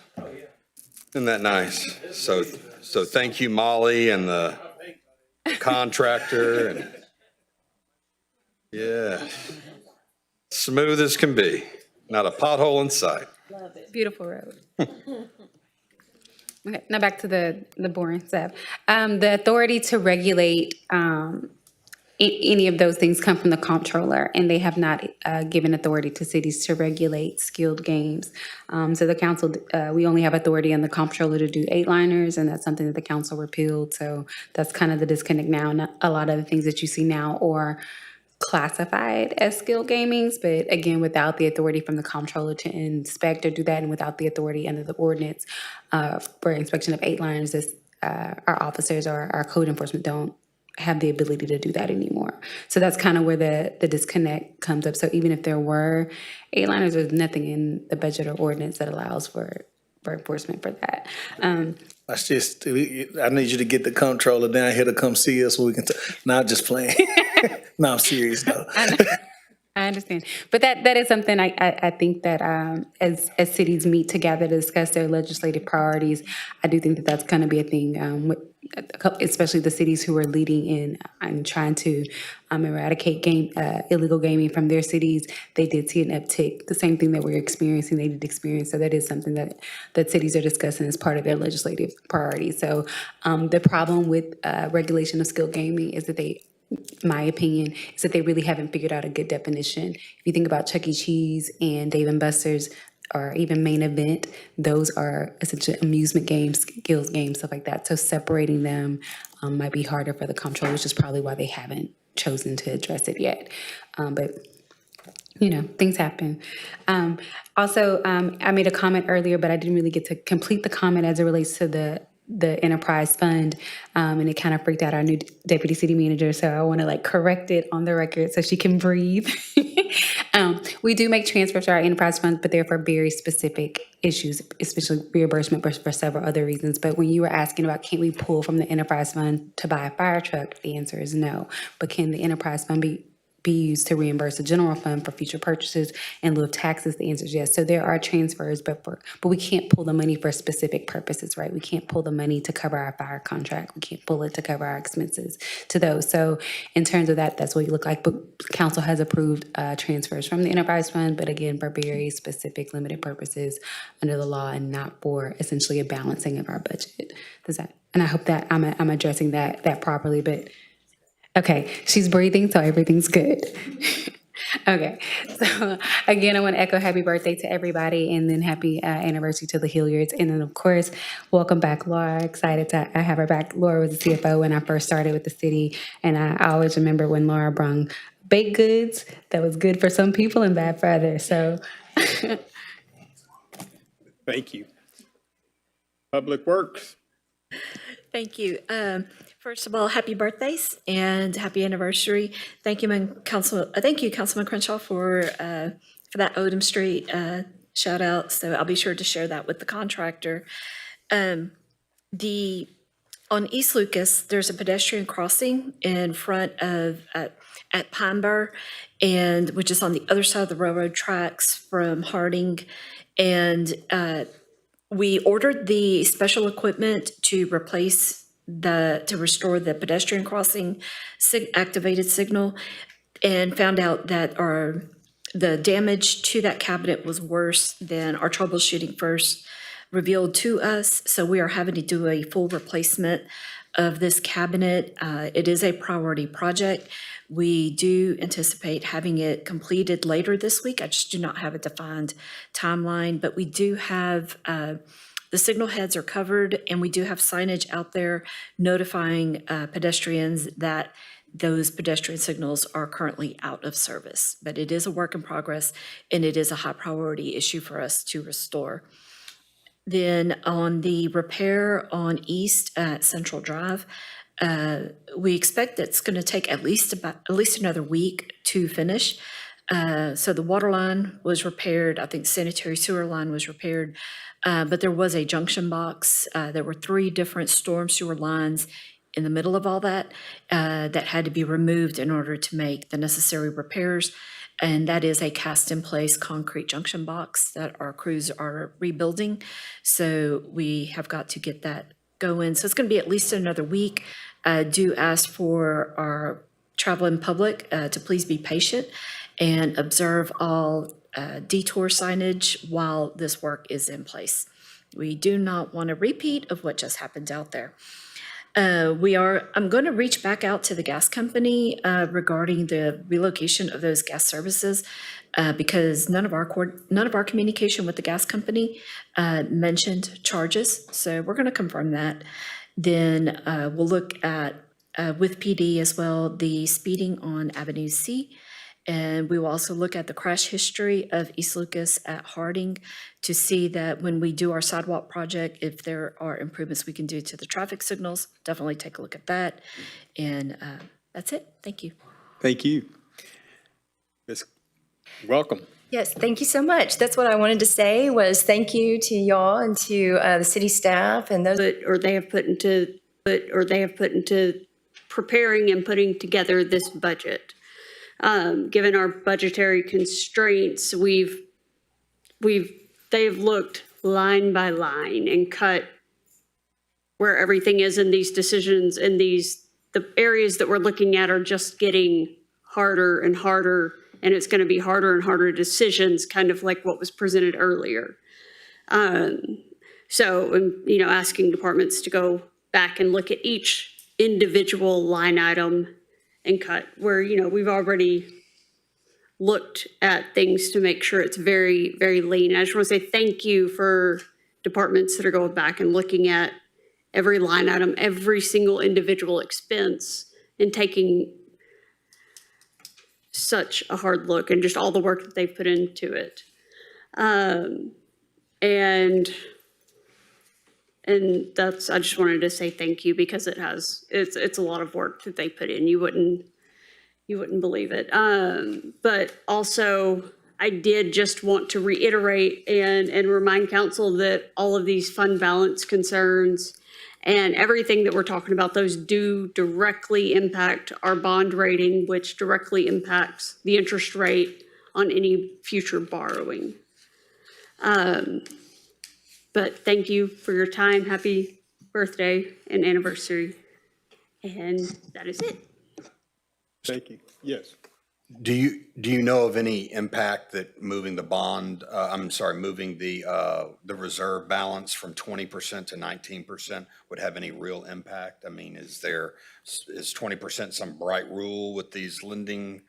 No, but they did want to see the gap closed, and they want to see it closed sooner rather than later. The gap, you're talking about the deficit spending that we've been Correct. doing for 5 years? Yeah, okay. Wanted to say quickly, happy birthday, happy anniversary, and also welcome back, Laura. Very excited to work with you. As far as paratransit scheduling, the line limits currently hold 23 concurrent callers. That is something, though, that we're trying to address with maybe possibly new software in the future, of course, if a grant becomes available. 5339 grants could qualify for that, so we are looking at that. But that is something that's on our mind, is our paratransit scheduling system, because it is pretty antiquated. Thank you. I just want to say welcome back, Laura. We used to be table buddies back in the day, so now she's on that side of the room, so you'll have to get used to that. I can't have her? Oh, wow. Okay. Well, I love you, Demi. Yeah, what'd you do there? Not all, Demi. Right. Just want to say happy birthday to Councilmember Sherwood, happy anniversary to Councilmember Hilliard and his wife, and happy, did you say 67th birthday? If I am the same age. No.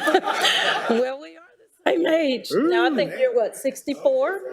63, and he's 64. So you're happy older birthday than me. You're welcome. City Manager. Mayor, I know it's been a long day for everyone, so I'll try to be brief. Happy birthday, happy anniversary. Laura, welcome back.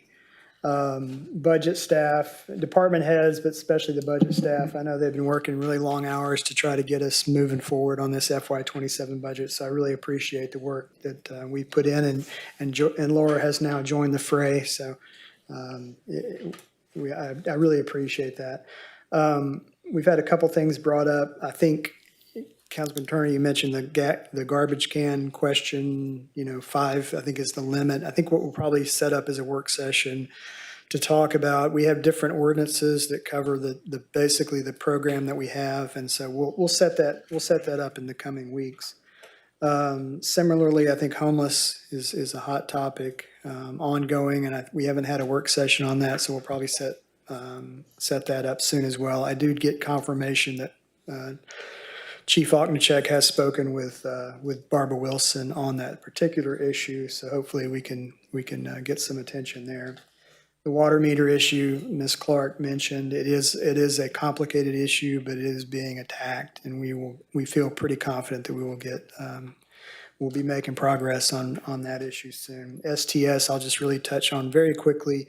The call center, one of the things about STS, you may recall at the prior meeting, is that it is a heavily subsidized program per ride, and it's generally at capacity. So if you talk about expanding it, just keep in mind the operational expenses, not just vehicles.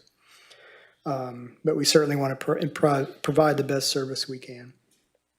And then finally, I know it was mentioned by some, I guess it was, I don't know, the 4th or 5th inning of Saturday night's Astros game, and I got a call from Commissioner Willis, and we had a water line break at downtown at the courthouse. And as mentioned by Councilmember Crenshaw, the implications were pretty, could potentially be kind of significant.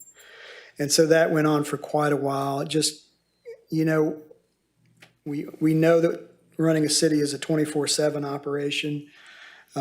We know we sleep better at night because of PD, police department, fire, EMS, and all these folks out there working. But let's also keep in mind that we have on-call groups, water, and they worked all night, only to go, to East and Central with that deal. And so just, really want to shout out to, Mike and his crew, Lewis Edwards, Donald Randall. I mean, these guys, and excuse me, many more that, I'm not mentioning, but just, it takes a lot to run a city 24/7. So I just really want to extend my appreciation to all those that do that. So, but that's all I've got. Thank you. And I want to thank the city staff, and I think from a council standpoint, and I want to thank everybody on council. Whenever your finances are difficult, it can be difficult with a husband and wife. And then when those are just hard conversations. So we appreciate the fact that y'all are working hard and making the city as efficient as possible and keeping taxes down. And I certainly appreciate what each council person brings to the table, because we're talking to a lot of constituents, and we're here to meet the needs of the city there. And I want to know that because of the current budget crisis, we're in problems with nameplates, I'll be happy to buy Laura Clark's so that she can have one in the future. And and certainly happy birthday to our 2 council people that are celebrating birthdays this week, and happy anniversary as well. And with that, we are adjourned into executive session. Recessed into executive session. Y'all trying to kill us.